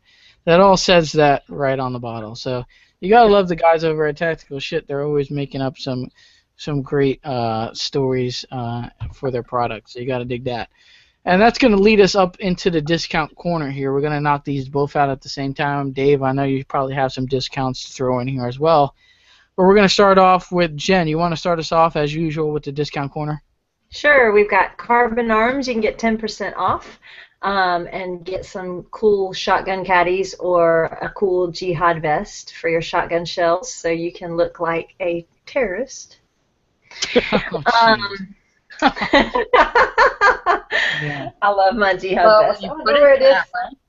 I would show it, but I don't know where it is. It must be downstairs. All the cool kids have the jihad vest. If you want a chest rig, if you prefer to load your shotgun with a chest rig, the jihad vest is the way to go from Carbon Arms, and we've been talking about it. It is helpful. Like, I have mine, and I use it whenever we either have a very, very shotgun-heavy stage, or if we're having to go prone, because everybody's always like, yeah, I see all that on your belt. How are you going to go prone? I'm not going to leave it on my belt. I'm going to take it off and put on a jihad vest, and it'll be on my boobs, and then it'll work. So, because you never let your boobs ground, right? I know this. Well, when you're prone, your chest is lifted up, when you're prone, so it works. So anyway, that's Carbon Arms, and then Samson Manufacturing you can get 10% off with TSM10. Did I say that's the code for both Carbon Arms and Samson Manufacturing? If you put in TSM10, you get 10% off. Right, and the website's carbonarms.us. Just some defense, I have the Backbone 24, and I do wear it on my belt. And if you go prone, unless you like smash on the ground and you're diving, doing some baseball stuff, but if you go prone, it'll still hold in those. So the retention is very good. So TSM10 for Carbon Arms and TSM10 for Samson-MFGPro.com. So for your AR needs, they kind of have both here, so it's kind of choosing which one you want. And they don't break. If you go prone on them, they don't break. They do not break, indeed. Mm-mm. All right, so I got either. Yeah, so we're all running. Dave, what are you running? What caddies are you running? I a long time ago picked up Carbon Arms on like a pretty good holiday deal, and so I did have the chest rig for a long time. Excuse me. Last year, I helped RO a match for Mark Passmanic, and he gave us the option of either choosing more Carbon Arms gear or choosing gas money for helping out. So I chose more Carbon Arms gear. So I've got now I have a belt set up where I have 4 8-rounders, and then I have a chest rig with 24. So that'll get me pretty much through anything that I need to. There you go, and this is my plug that I say in every show. All the cool kids are using Carbon Arms caddies, and you should too. All right, and TSM10 is the way to get you some Carbon Arms caddies. All right, UM Tactical, that's umtactical.com. They have the range compensator, fully adjustable comp. I was talking to them earlier today on how to get the pin off my comp, because I got a SIG MPX that I use for PCC, practical pistol carbine that I have, and they got the factory comp is pinned. So I'm like, dude, Brian, how do I get this pin out? He's like, you have to mill it and then turn it, and it's kind of a pain in the ass. But umtactical.com, TSM10 is going to save you 10% off the Rage compensator, which is a fully adjustable comp. Also, they have the universal pistol mount, so it allows you to mount any red dot optic without milling your slide. So that's umtactical.com. We have TerranTacticalInnovations.com. That's TSM10. So they just came out with the Glock 43 base pads that are +3 capacity. So the only complaint that I hear about the Glock 43 is that it only holds 6 rounds in the mag. So you get three extra rounds with the TTR base pads. So make sure you take advantage of that. Benelli M2s, TTR rifles, it doesn't matter. TSM10 is valid everywhere on TerranTacticalInnovations.com. What do we have? Dewey rods. DeweyRods.com. You need to find us a rod to clean to go down the barrels of your firearms. That Dewey Rods got it at DeweyRods.com. TSM15 is going to save you 15% off some. They got the 3-gun field kit. Nikki, you don't have one of those, right? No, I actually still have it here from the episode we did with Dewey. I have this. This is my field kit. Dude, that's the Walmart special. You cannot carry those. Those aren't portable. You know, we got to get you a Dewey Rod Field Kit. It's portable. It does everything for 3 guns, and that's what it is. TSM I don't 15. have one either. I need one. Oh man, it's sad. It's sad that you guys don't have one. 4mm munitions for all your handgun ammunition needs. We were talking about practical. Practical carbine. Well, 9mm carbines and 3-gun. All right. The 4mm munitions has a specific load in 9mm for those carbines and 3-gun. So that's teamfmm.com. TSM5 is going to save you 5% off all your handgun ammunition needs over there. And then we have Tactical Shit, shop.tacticalshit.com. TSM10 will save you 10% off your entire order. If you want to order some liberal tiers of bacon-scented gun oil, you can get TSM. You can get 10% off your order there. Dave, do you have anything for the discount corner? Yeah, I have one. The 3-Gun Show has one sponsor. It's MGM Targets. Travis gave me a call one time, and he's like, you know what, Dave, we really like what you're doing. I think it's got legs and think it's going to go far, so we want to be behind it. We want our name all over it. The cool thing about podcasts, as you guys know, is that they're out there forever. So when you advertise on a podcast, it sticks around in perpetuity as long as that podcast is around. So, yeah, Travis gave me a discount code for 10% off of MGM Targets, which are really cool. So it's DHMGM10, DHMGM10. And then I'll save you 10% off your purchase. And I gotta say, one of the coolest targets that I've been playing around with lately is the auto popper. And they're like the little skinny guys. They look like a popper, but they're a little tiny. But they're on a spring and they reset. Reset themselves, yeah. Yeah, it's so cool when you're shooting like long range because it makes you concentrate on getting like your hits on target, right? And then once you knock it down, it comes right back up and you're back ready to go. It's great for shotgun, too, because you can knock them down again and again. I found that they're great for positional work. You move to one position, you take a shot on that target, move to the next position, take a shot on that target, and then you're spending more time practicing than resetting targets, putting out new clays and things like that. So, yeah. Great for resetting, make you cuss at a match. Yeah. Yes. Yeah, no one likes to reset. No, but those little bitty skinny. Ooh. Oh, yeah, those are rough, huh? And they most likely... You got to take those with pistol most of the time. Yeah. Yeah, and they're great for pistol practice too because it forces you to not jerk that trigger because a lot of people like get right lined up and then jerk the trigger and then it goes down to the side. Can't do that with these. They're not forgiving. So yeah, it's become like my favorite practice target. So check out MGM Targets when you're shopping for steel targets for practice. We got to get the shooter. We got to get the 3-Gun Show. More sponsors, man, because I'm telling you. The podcast, it seems like podcasts, people will listen. It's like podcasts get more like listeners/viewers than like a live stream will because there's too much things. You have to click here, watch the video for an hour and a half. No one wants to sit around and watch. Well, the great thing about podcasts is like you can download and listen to them at your leisure. A lot of people listen to them. So, if you guys listen to the podcast, the guy at the beginning says, "Are you ready? Stand by." And then at the end, he says, "If finished, unload, show clear." Right?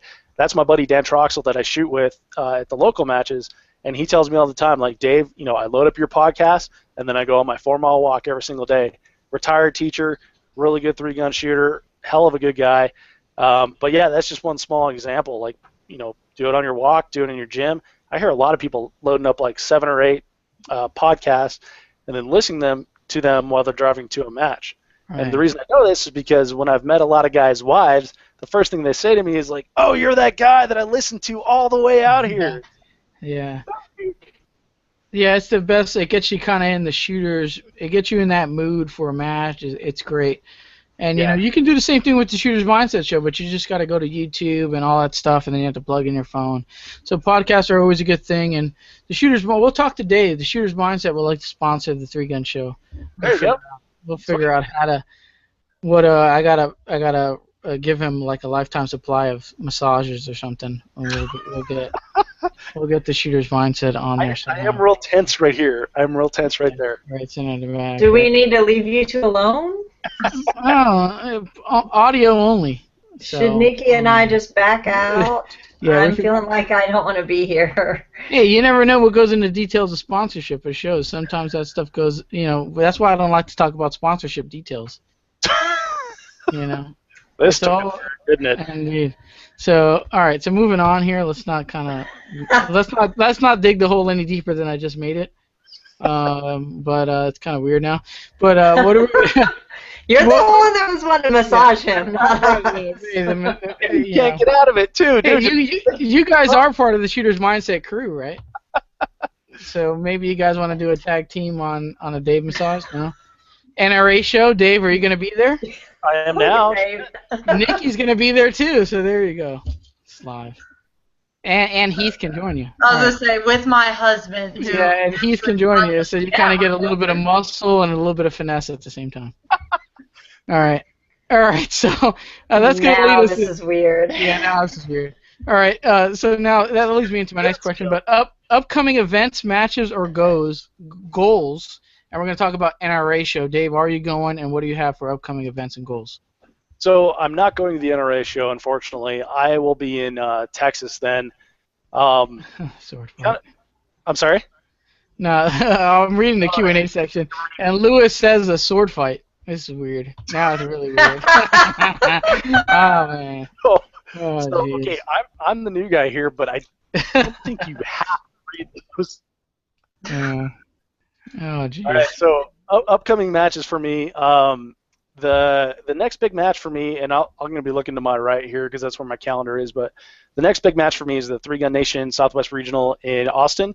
It's at the Copperhead Creek Shooting Club. I'm really looking forward to that one because I've actually never been to Texas, so I'm going to spend some days down there and see if I can find some good tacos, no burritos, stuff like that. And looking forward to that. And then the weekend after that is there's a Dissident Arms multi-gun. I had Michael Whitesides on from Dissident Arms last week, and that's threegunshow.com/episode 70. Mike was awesome. Like the way he talks about his match, him and Lan from Dissident, they really want to get better, and they put matches on to bring out like the best in their shooters. And the way he was talking about it just made me think like, oh, I want to go. So I'm actually going to stay an extra week in Texas, and then I'm going to go to that match. Then I'll be back to Colorado. Let's see, June 4th is the Pikes Peak Shotgun Challenge, which is going to be a lot of fun. It's always a great match. It's 10 stages in one day in Colorado Springs, and Mike Payne puts that on, and he always does a really good actual challenge. And then from there, my next match will be the Three Gun Nation Eastern Regional in South Carolina. From there, I'm going to go learn how to shoe horses and then visit my brother in Wisconsin, coming back in July. For the Shooting horses? No, everyone always thinks they shoot. Shoe. Oh. Shoe horses. Oh. What, are you saying on a live broadcast? I was like, most people shoot bears, most people shoot deer, but I never heard of someone shooting horses. I'm like, geez, Dave. You can't say that live, Dave. You guys know Mo Shaw, right? Yes. Yeah, we know him. Precision shooters. Yeah, so Mo's a farrier, right? So he shoes horses. So I'm going to go over to Ohio and learn how to shoe horses with Mo. And then I'll be back in Colorado for the SoCo Three Gun Championship, and that is July 9th and 10th in Colorado. And then from there, my next match is going to be the Rocky Mountain Three Gun in Raton, New Mexico in August. And I could keep going until December at Hard as Hell, but I'll kind of let you guys. Nikki needs to take a piss. Oh, Nikki, take over. Oh, so. Nikki, take over. I gotta take a. Am I not supposed to read that? Okay. Yeah. I was like, Nikki, take over. I gotta take a piss real quick. I mean, this Black Knight tried the world. I've been drinking out it for an hour and a half now, and it's starting to get to me. He's got to shut his video off so you don't see that he's not wearing pants, I guess. Yeah, I'm like, geez, Dave, this is the Q&A set. This is personal. But thanks, Dave, for letting me know that now that everybody knows I'm going to turn my camera off, I'm running to take a piss. So let me try to make it in record time here, guys. So Nikki, you have a question here. What do you got? So Dave, what is the most embarrassing thing you have ever said or done during a show? Did you ever call somebody the wrong name, talk about a product for the wrong sponsor? I mean, mistakes happen, but They do. They do. So I have called people by the wrong name, and then I just laugh and say, "Wow, I'm really sorry, that was stupid," and then just go on from there. But I gotta say, the dumbest thing I've done is I was at this is a SHOT Show, and I just started doing some video work along with the podcast for SHOT Show, and so you can actually see this on YouTube. And the Three Gun Show's YouTube channel is just threegunshow.com/YouTube. But there's a video of me and Brian Ray and Brian Vaught, right, from Team Samson. We're in the Double Star booth with Nick Collier, and we're talking about their rifles. And so Vaught is standing to my left, and he said something about one of the rifles, and so I'm like trying to go over the attributes of it, and I don't really know the rifle. And I was like, yeah, it looks like you got, and I'm reading the barrel, right? And I worked in sales for a long time in college. I sold washers and dryers. So I would literally read the tags to people because as a 19-year-old college student, you really don't know shit about washing clothes, right? So I'm reading the barrel. Hey, he's back. All right. So I'm reading the barrel, and it says match grade 1/10, and SHOT Show's in January, at the end of January, and I was like, oh yeah, it looks like you got a match grade barrel there. What is that, a date stamp? And then immediately I realized, that's the twist of the barrel, and so I was like, gosh, yeah. So I could do nothing but just crack up and laugh at myself, and luckily Nick didn't hear me. Vaught just kind of gave me a funky look, and then we moved on. I'd have played it off like I totally thought it was. Oh yeah, it's dated, so it's one of a kind. It hasn't gone bad yet. It's still new. It doesn't have X number of rounds through it yet. Exactly. Well, so Ballistic Advantage and Aero Precision, they do put their dates on there. Of course, they also put the twist, right? Mm-hmm. But I was just I'm nervous because there's a camera on me. I'm trying to vamp here, and yeah, it was no excuses. I'm dumb. Turn the camera on. It brings out the dumb in you. Yeah, for sure. And do we have any live on Facebook or anything that we want to hit before we I got one more, and then we can kind of round this one off. Well, Robin Tater said that her husband listens to the Three Gun Show podcast while mowing the lawn. Thanks for helping our lawn look nice. You are welcome. See, it's touching lives. Look at that. You are touching lives one grass cutting session at a time. Like I say, somebody takes something different away from each show that you do. Exactly. That guy took lawn care. Dave is getting into the business of lawn care right after this. Thanks, Robin Tater, for the comment there. All right, so I'll round this one up to the last one I have for you here, Dave, and then we can go into shout-outs here. It was a great show. I mean, we could kind of talk. We could probably keep talking for another hour here, but I wanted to get into this one here. There might be a few listeners curious on equipment that you use for your podcast and I use for live streaming this the Shooter's Mindset show. So let's keep it simple, affordable equipment for people who probably want to get into this themselves. What do you have? Okay, so I made a lot of mistakes on this, and I spent a lot of money that I didn't necessarily need to. So right off the bat, if you're looking to do a podcast, you don't need a fancy mixer and a fancy recorder and stuff like that. It all makes it better, but you don't need that to start. So the microphone that I started with, let's see if I can show you, almost, is the ATR, or was it ATR 2100, the Audio Technica mic? I have one right here. Yeah, it's like a $50 microphone. And it is amazing, and it has done wonders. If you see me, in a lot of the videos that I've done with multiple guests, I'll be handing it back and forth like a reporter. I've got it on this mic stand. It's on a boom stand on my desk because I stand when I do all these. I've got a pop filter in front of it. So you're talking at the time I bought it, it was $40, which is totally cool. And it plugs in USB right into your laptop, so if you already have a laptop, you're good to go. Your headphones plug in the back, so you're good to go from there. I currently use it with a mixer.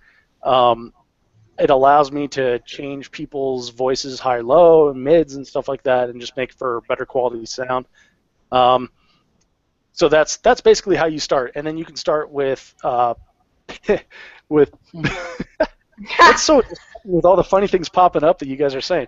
Anyway. You gotta have a poker face, Dave. We have a camera.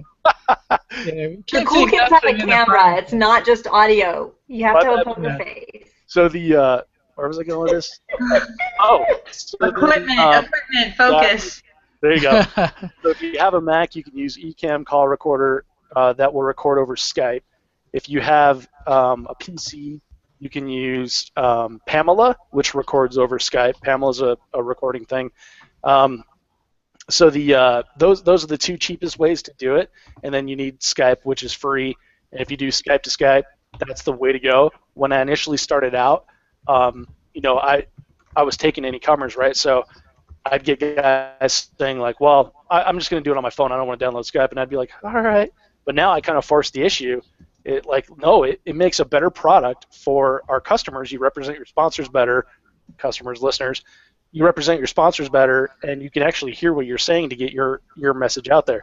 So, and everyone's willing to do it. It's totally cool. So Skype, free. Pamela, which is like $30 for a license, which is like a lifetime license. Then you've got Ecamm Call Recorder, which I think is approximately the same price. Then like a $40 mic. Can do a boom stand, you don't have to.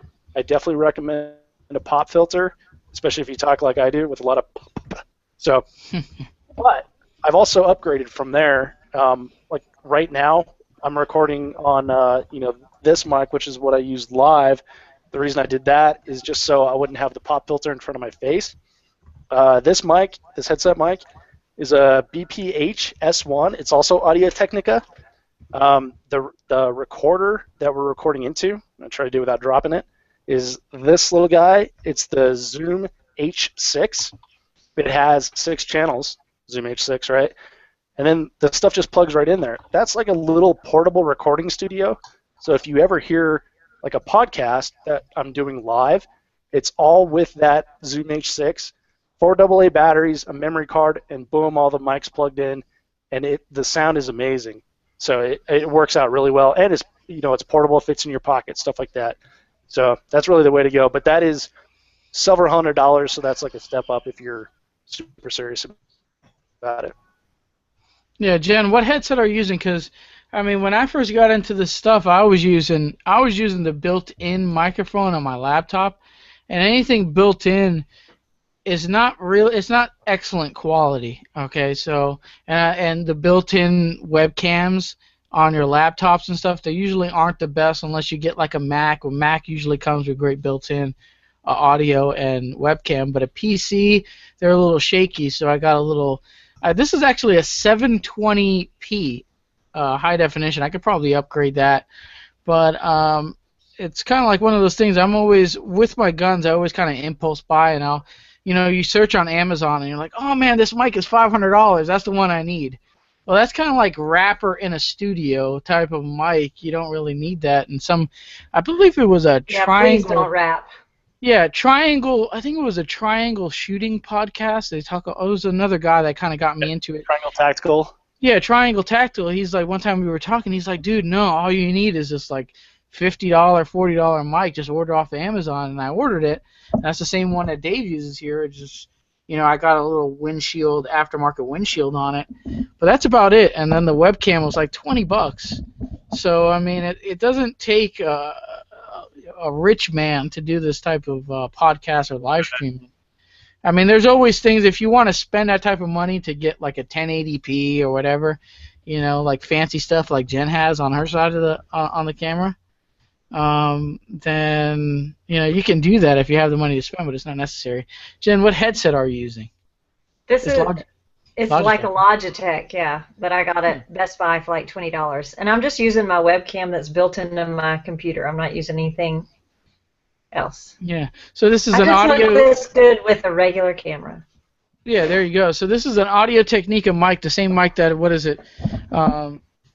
ATR 2100. This is a USB mic, and then I have their Audio-Technica headset, which doesn't have the like Dave's. But if you had guests on the show and you were running live, maybe we'll get Nikki one. Maybe, even though Nikki has good audio for built-in. You're using built-in audio, right? I'm literally on a laptop. So there's a little bit of echo in your audio, but I think if we get you a headset, it'll clean it up, and everybody wants to hear what Nikki says clear. and with no echo. So maybe we'll get Nikki one for being a part of the Shooter's Mindset crew. I got Dustin like a $10 one, and Dustin really likes it. Wait a minute. You bought Dustin's headset. You didn't buy mine? Well, no, it was used. So I had it, and then I used the crap out of it, and I'm like, here, Dustin, your audio sucks. You can have I it. couldn't even get you to loan me your iPhone microphone at SHOT Show. You couldn't even remember to bring that to me. Yeah, I left it. You're so in the doghouse now. I see your rank. I'm digging myself into a deeper hole here, but like when it comes to me and getting my gear together for matches, this can be a whole nother topic of worms that we're opening up. I have forgot every piece of gear traveling to a major match that you can imagine. On local matches, I forgot ammo. I've traveled all the way to Massachusetts to shoot at Smith & Wesson, and I forgot my in IDPA use a fishing vest or a concealment vest. I forgot that, and then I forgot my holsters at the hotel. So my holsters and pouches were gone. So I had to borrow a Glock holster set from guys at Smith & Wesson. So everybody had one for a Smith & Wesson, but no one had one for a Glock. So it was weird. And then we had some of the Glock guys, Christopher and Joel Hodges from Team Glock. They happened to be shooting the opposite day, and they let me hold a holster. So I forgot every piece of gear, and I'm just a pistol shooter. Imagine the 3-gunners who have to take 3 guns and 3 different sets of gear or whatever they're doing. This is bad. So ladies can probably attest, but when you go to like just a shotgun match or just a carbine match or just a pistol match, it feels like you're forgetting everything. You're like, where's all my shit? Like, this is the only thing I need? Yeah. Especially with the ammo. Wait, I only need this one ammo can? I don't need slugs and buckshot, bird shot. My belt feels light. Brain, I mean, no, I forget it, man. And there's a checklist that Julie Golub has, captain of Team Smith & Wesson. She has available, I believe, on her website, which is juliegolub.com, and I print that out and I use it every time now since I forgot some key things. You know, this is a theme with you. Yeah. Funny you mentioned that because I had Jansen Jones on the podcast, right? And I asked Jansen, like, so what do you take to a match? And he, off the top of his head, boom, boom, boom, like everything he brings down to like the color of the bag, like what magazines he has with like 20, stacked 20, 30, stacked 30, or coupled 30, 40 rounds. Like he went over everything that he takes, like just off the top of his head, like he's done it so much. So what I did was I took all that stuff and I put it together in a list for myself. Actually, I should make that available for my audience, but I made a checklist for myself of shit that Jansen Jones brings to a match, and it works out well for me. Like I haven't forgotten anything since I've been using that.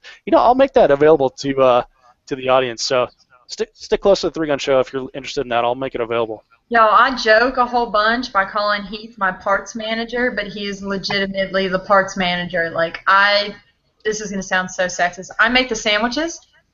I pack the lunchbox for matches. I load up the water and the snacks and make sure we have all of that if we're going to go shoot the next day. He makes sure everything's next to the front door, so the next morning he just loads it all in the car, and I don't think twice about it. I think once he forgot his jersey because I was being selfish and packed mine and not his. Oh, that's rough. Shoot together. I'll watch all your parts. You just make the sandwiches. That literally, y'all laugh, but I'm not a morning person. He just doesn't even want to deal with me. If all I do is wake up, make the sandwiches, pack the lunchbox, make sure there's enough water, he'll take care of everything else just to not have to deal with me in the mornings. Well, I was thinking about a good thing you guys have like the same sponsors because he can just wear your jersey, but then he won't fit into your jersey. So a small versus a 2X. Yeah. Might fit on his bicep. Yeah. Use it as a cape. Yeah. He uses it as a rag. I mean, literally, he could wrap it around his head, maybe. There you go. Oh, good stuff. Well, if you make a quality sandwich, I mean, no one can really argue with you leaving the jersey at home because a quality sandwich usually makes up for it. A quality sandwich makes me just as important as the person who remembers all of 3 Gun Gear times 2 for both of us. So it does indeed. All right, good stuff. So we know now to ask Nikki for if you're squatted with Nikki, be sure at a match, be sure to tell her to pack you a sandwich also. We pack extra, so we generally do Pack have some sandwiches. Jen, are you doing any sandwich packing on the squad, or what's going on here? Mm-mm. So yeah, no sandwich No. packing if you're squatting with I Jen. carry my own gear. I pack my own stuff. I fix my own guns, but I don't fix sandwiches. I tell you But what, I am like I don't know, water boy on my squad when I shoot major matches because I watch guys that are 30 years older than me, damn near passing out at the end of the day because I see them take like 3 sips of water. So I'm always the guy like I've got a full cooler of water, all iced down, and I'm like forcing it into people's hands. I won't even ask them like, here's your water, here's your water, because I see like dudes at the end of the day they got white shit around their mouth and they're like so dehydrated. Especially like here in Colorado where it's so like hot and dry and we're like up at high elevation. So if you're on my squad, you get water. I take a lot of water, and I take like granola bars and stuff. To be honest, when I take like a whole sandwich to a 3-gun match, I don't end up eating it because I feel guilty if I don't reset. Yeah. And I have to reload my mags, so I already feel bad that I'm like over there trying to reload mags really fast, and I'm not resetting this time. I feel like I should be eating it, and so I don't stop with a whole sandwich. But if I have something that I can like a granola bar, I can just like pop one up and I can go reset with one hand and chew on my granola bar. I do This might better be with crazy that. to y'all, but I don't eat during matches. They could be all day. I don't eat. Heath, though, is a bear. And I swear if he does not get food in him, it's my fault if he can't hit a long-range target. So, that sounds about right. and he ROs a lot, so he's always running back and forth. So it's not only do I make him sandwiches, I actually have to go to the car and get him sandwiches and make sure he's fed in between running shooters when he's ROing. Nikki, do you keep like a little bit of goldfish crackers in your bag, maybe? Y'all, get this. So I'm watching that thing Jesse Tischhauser just put up on YouTube where he made those little cartoons and he asks all the dumb questions for in 3-gun. It's funny. One of them asks like, I want to get that Magpul handle because it has storage unit for like batteries in it and I can store Skittles in there. I was like, oh my gosh, that is the greatest idea ever. I can store Skittles in my rifle handle. Or goldfish crackers. Y'all, I thought he might have thought that was one of the dumbest questions he ever asked or got asked on 3-Gun Forum. I think it is the most ingenious thing I've ever heard in my life. And indeed, and it's funny. I think Jesse gets a lot of. Speaking of Tischhauser, I think he gets a lot of slack because he kind of likes to speak his mind on the social medias, and he comes out with the top 10 ladies list. Well, he didn't come out with that; he shared it.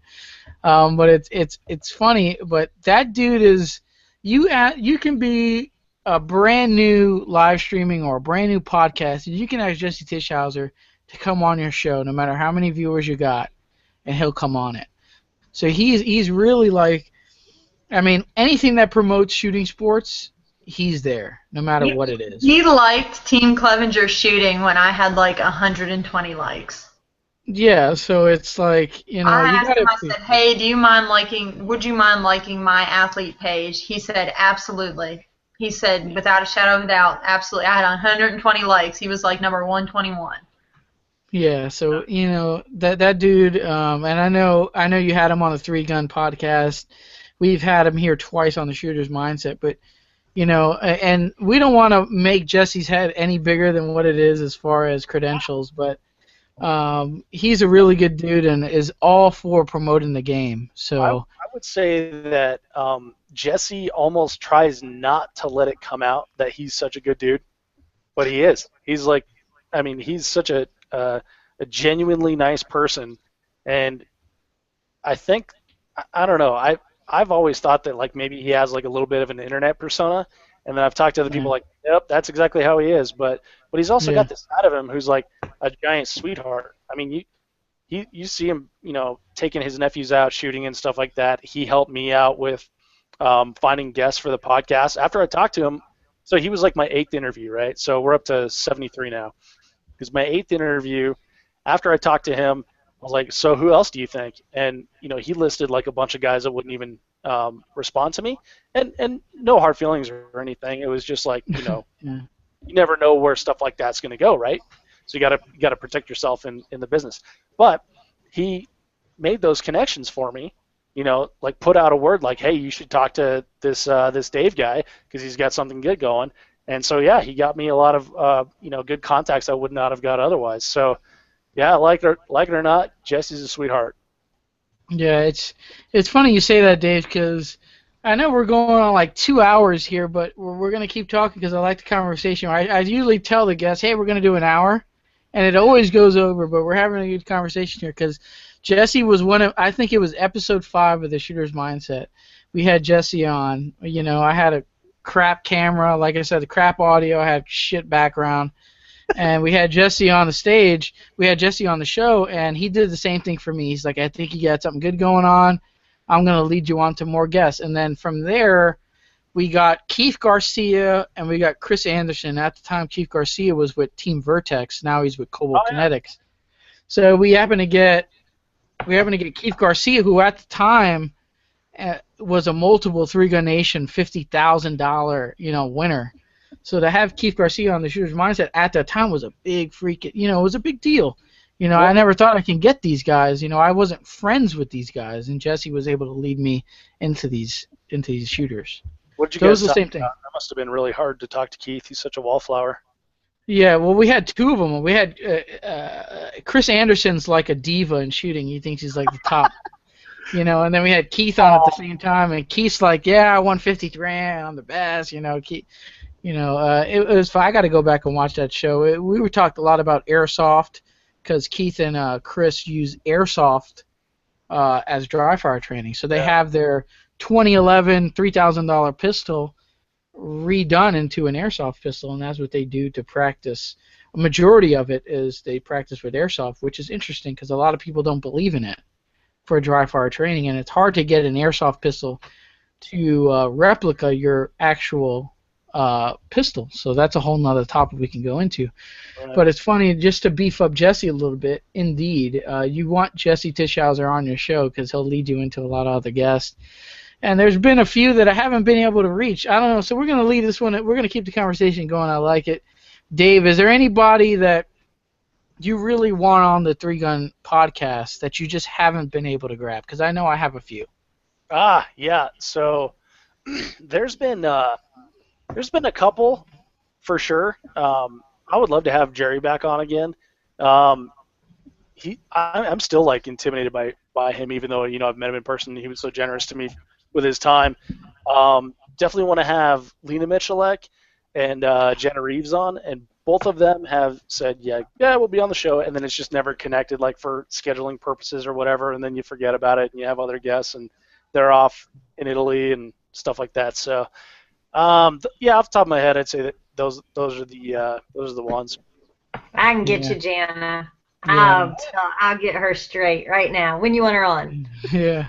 Whatever. I record these all the time, so I can record whenever. So that's the cool thing about the podcast is it's not live. So I've recorded a couple shows in one day, and then it just ends up being you just push them on down the line. But yeah. It's funny you say we have a lot in common. Jana Reeves, I had Jana on the show twice. So Jana I was able to get a hold of even before I knew Jen, and Jen's really close with Jana Reeves personally.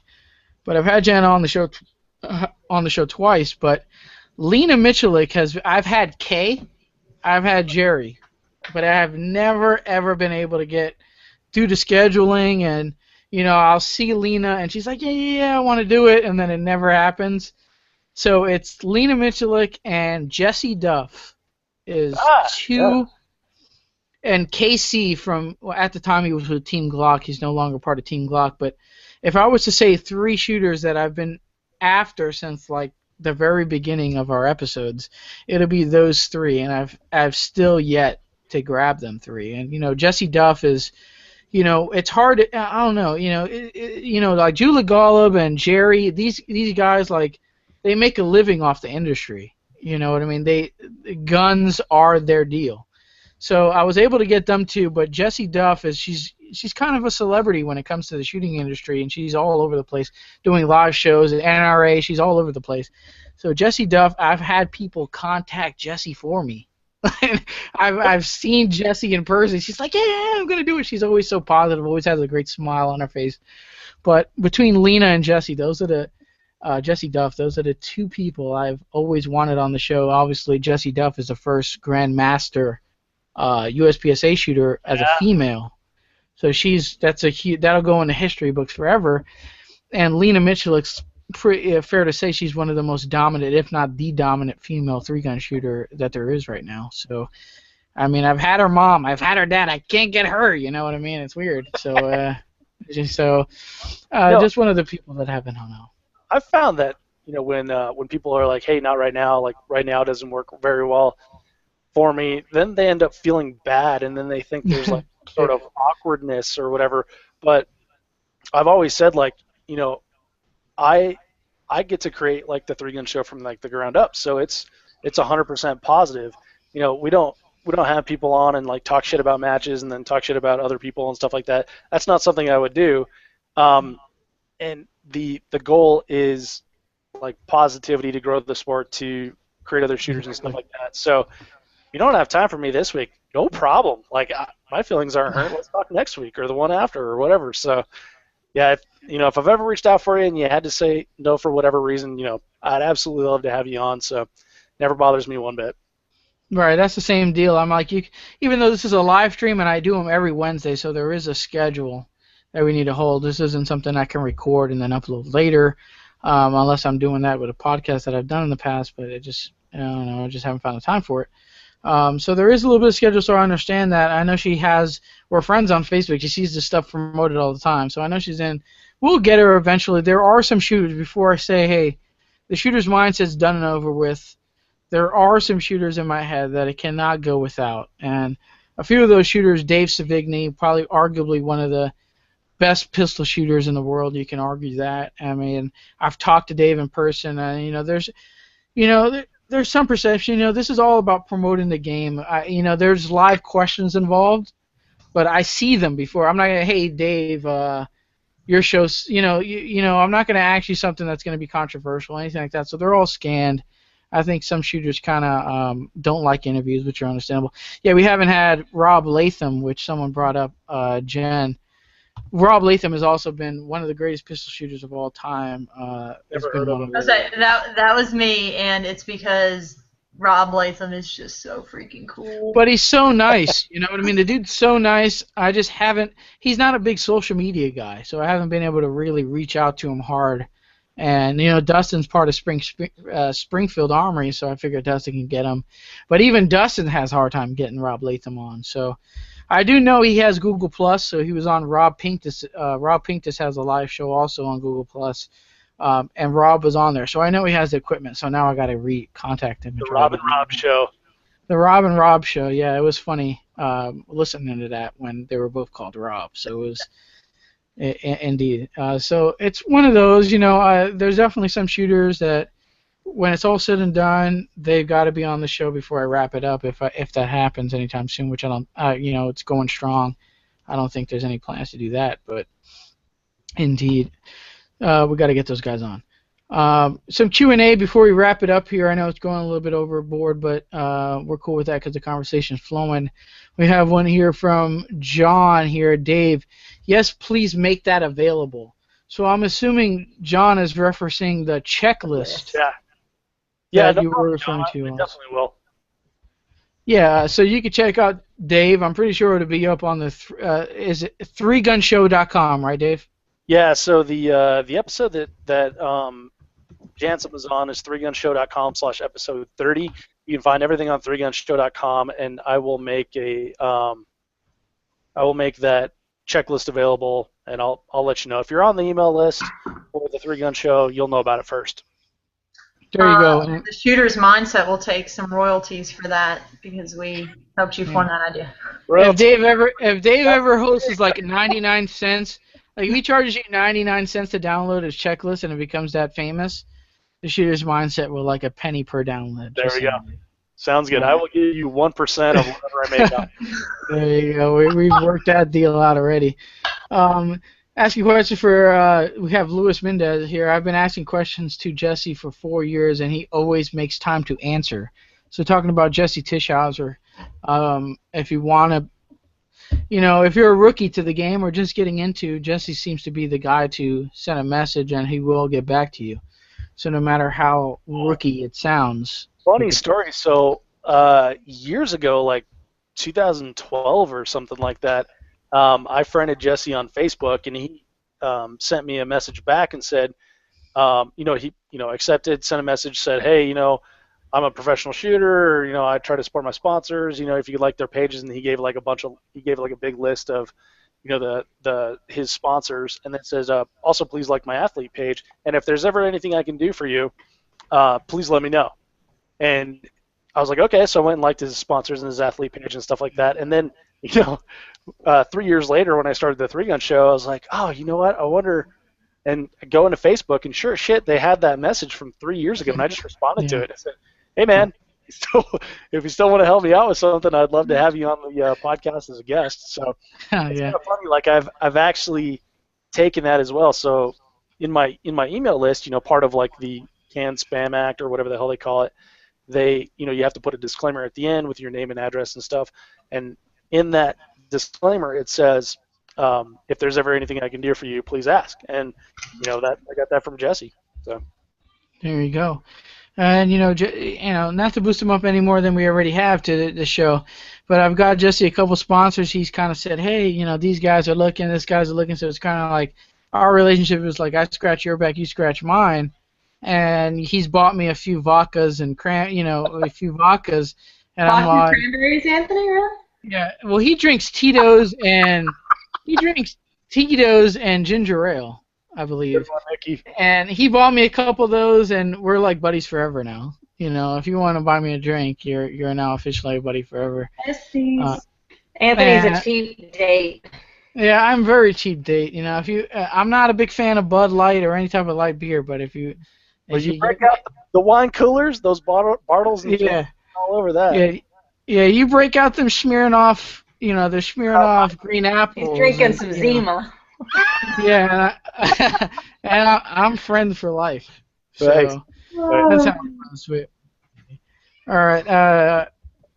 I guess we can kind of wrap this one up here. We gone a little long, but it was a great conversation, and we would like to have Dave back on because I think we have so much more to talk about here. But Nikki, I think we're gonna unless we have any live. Jen, are we cool with live questions on the Facebook? We're good live. We're clear. Yeah, and I'm cool with live on my end. I think we're gonna send this one down to shout outs here. Nikki, we're gonna start off with you. I know I kind of left you out of the discount corner here, so if you want to add that into the shout outs portion. My opportunity to make friends, Anthony. Come on. Yeah, I know I screwed up. Discount corner wise. If you are interested in a barrel for your rifle build, I would love to talk to you about Criterion barrels, and I have a discount that I can offer you if you really are interested in purchasing one. And recently, I'd love to talk to you about TrueSpec and how awesome their gear is. So contact me about TrueSpec, and I'd love to get you a discount on some TrueSpec gear as well. Shout-outs wise, obviously Criterion barrels, American Defense Manufacturing with my sweet rifle to hit those long-range targets with. It is also equipped with a Criterion barrel. It's a gorgeous rifle. They spoiled us. I'm just going to say that. Fantastic rifles. Eagle Imports is another sponsor that really spoils us, and I'm really excited to have them. Got some new SPS pistols coming in soon, next couple weeks. Some too many cranberry vodkas, and next thing you know, my pistol's going to have my name engraved on it and all this crazy stuff. And I can't believe I actually said cranberry and vodka, which is something I totally don't drink, if you guys really believe me. So I thought, SPS, drunk or not, at SHOT Show, sure enough, are going to, hopefully when that gun arrives, has my name engraved on it and it's spelled correctly. Pure Gold, shout out Pure Gold Shotgun Chokes, Stage 0 Shooting Supply, contact Donnie Flo, he's got SPSs that he'll sell you. And TrueSpec gear on his site. Shout out to my local 3-gun club, 3-Gun Nation Series Club, the Upstate 3-Gun, located at the Clinton House. Be on the sites, shop local, so go to your local gun store. Outdoor Shop is my local gun store, and you can check them out online at theoutdoorshop.rocks. Shout out TrueSpec. I got discount code for them if you're interested in some gear. Safariland and Techwear. I'm not sponsored by Techwear, but this is my awesome, Heats, because this one's huge. Awesome jersey from Techwear supporting our local law enforcement here, South Carolina, Thin Blue Line. Thank you, Techwear, for taking my vision and making it a jersey. So. Indeed. I'm sponsored by Techwear and TTI, Nikki. I just wanted to rub that in. Hater, whatever.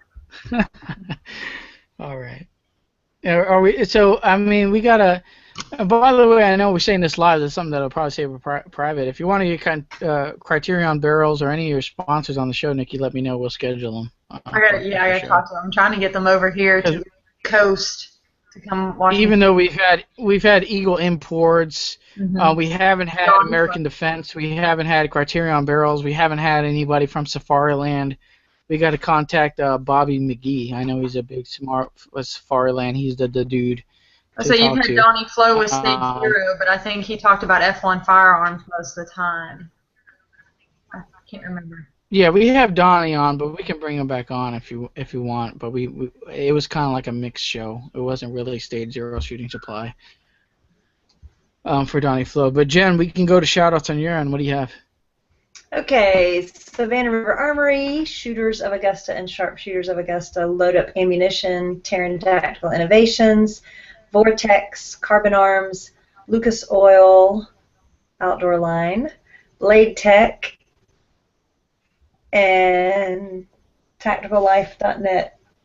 I'm not forgetting, Anthony. You always call me out for what I forget. I think you're forgetting. It sounds like you're forgetting somebody.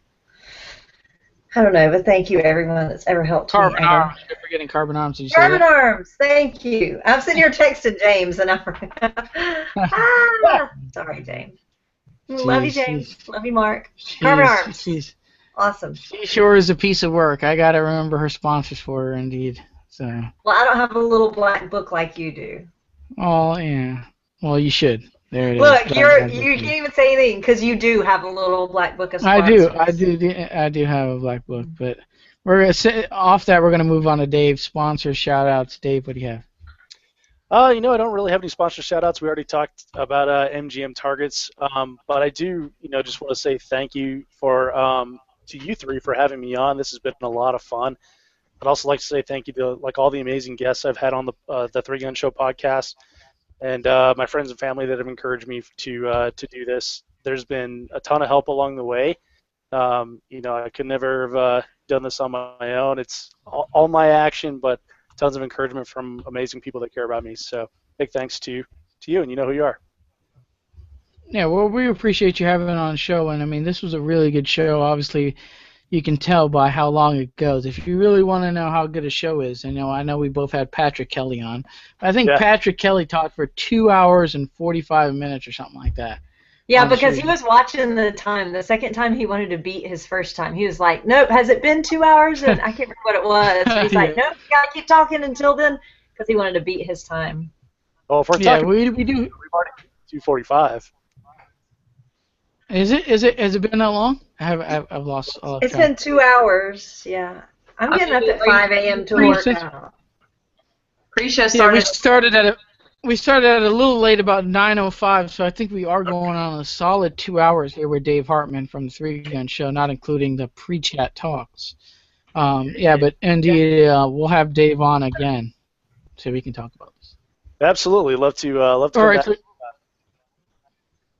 Yeah, we appreciate you having on. So definitely check out the threegunshow.com if you want to listen to Dave's podcast with world-class shooters and industry companies. It's a good way to do that by checking out his website and the podcast. Shout out to my end. I want to say thank Dave for spending it's been 2.5 hours, including the pre-chat, really. Spending time with us here to do episode 132 of the Shooter's Mindset. So we appreciate you coming on. It was a good show. Subscribe button. Right below this video, you're going to see a subscribe button. Be sure to hit subscribe, and every Wednesday at 9 p.m. Eastern Time, we do a new episode of the Shooter's Mindset. Also, I have some competition reviews, not reviews, but some competition videos and gear-related reviews on the channel, so be sure to subscribe and check those out. definitely want to give a big shout out to Tactical Shit. That's tacticalshit.com, and their store is shop.tacticalshit.com. For being a big supporter of the Shooter's Mindset show. We really appreciate it. If you want to email me, theshootersmindset@gmail.com. If you have any guest suggestions, anybody you want to have on the show, or you just want to talk to me about getting involved in competitive shooting, I'll be happy to help you in any way I can. GearNation.usa. They have a Facebook page only right now. They're working on a website, but they're doing all American-made apparel, hats, stickers. Real local company, and he's really really a good dude. So if you're looking for your next shooting related or competition shooting related T-shirt, check out Gear Nation USA on Facebook. We have Rise Armament for your AR-15 needs. They have a really the Ferrari of AR-15 triggers, I call them. That's their Yep. See, the interwebs couldn't even take all his sponsors. Well, I'll take over from here. Hey, it was nice to meet you, ladies. We've never spoken before, so this is really cool. Looking forward to seeing you guys on the range. Absolutely. He really did freeze, huh? Yeah. Yeah. Every once in a while, this happens, and we just wind the show down, and everyone just leaves. We'll give him a minute to come back, but if he doesn't come back, then he's toast. And then he's like, "Oh my God, did it save?" It's funny. No panic. He's probably freaking out right now. So while we're vamping, this one is going to be episode 72 of the Three Gun Show. So 3gunshow.com/episode 72 for links to everything that we talked about here. Episode 72. It's very funny because, like, we were hosting you, but you were hosting us, and yeah, that's really funny. Kind of cool to do the little collab thing. I've never done that before, so it's kind of fun. Yeah, that's neat. I thought it was cool that he was like, "Oh yeah, we're gonna have the Three Gun Show on." I was like, wouldn't that kind of be like a competitor? Like, isn't Shooter's Mindset and the Three Gun Show? Aren't you? If it was a competition, would you be competitive? Yeah. So that's a good question, and a lot of people ask me like, "Well, what do you think about your competition?" And I'm like, "Well, who would that be?" Like, "Well, the Shooter's Mindset." And you guys have a completely different format than I do. Mine's completely different from yours. Yours is available on YouTube. Mine's not. It's podcast only. So I don't look at it as like competition. I look at it as like more people in the game creates a bigger pie. We all have more opportunities for the listeners to find out that good information and connect them with pro shooters and things like that. So yeah. So the more I thought about it, I was like, you know what? It's not really a competition because you do podcasts and Shooter's Mindset does live on YouTube, and there's really nobody else doing podcasts like you, and there's nobody else really doing live on YouTube kind of like us. So I guess it's not the same, but in a sense it is. So yeah, it works out just fine. So I just got a text from Anthony. LOL, I crashed during my shoutouts. If you didn't have so many, I would try to tell everybody what they are, but nah, pass. So if you want to know what the shoutouts are, go to the last episode of the Shooter's Mindset. It'll be the same ones as last week. Just say, go back 2 minutes from the end and start there. That's exactly right. I'll have to start listening to you when I run. I started back running, and so maybe I need to download some of those podcasts, and it'll make it less painful. You should. I would love to have your ears for an hour, so that would be fantastic. I'm not sure I'm running for a whole hour now. Oh yeah, don't push it. Don't push it. Put it in the truck and while you're driving too. So I might get to going that long. I'm about to start training for a half marathon because in February my dad and I have done a couple of half marathons before, and we want to do one more while he still can. And now my son wants to do it with us, so we'll have 3 generations do a half marathon, which that's going to be cool. How cool is that? That'll be a lot of fun. It's going to be really cool, but I've got to get my butt in shape for that. Yeah, there is that whole running 13 miles thing. Yeah, it'll be interesting, but it'll be good. But I'll listen to you, Steve, while I'm training. It'll give me something to listen to. Very cool. Yep, there's all kinds of great stuff in there that you'll be able to take away for your own game. I promise. So. Awesome. All right. Well, I'm gonna log out of here because I'm getting up at 5 a.m. to go work out. So. Very cool. Love y'all. Mean it. It was a lot of fun. It was great to meet you, Dave. It was great. It's great to YouTube meet you.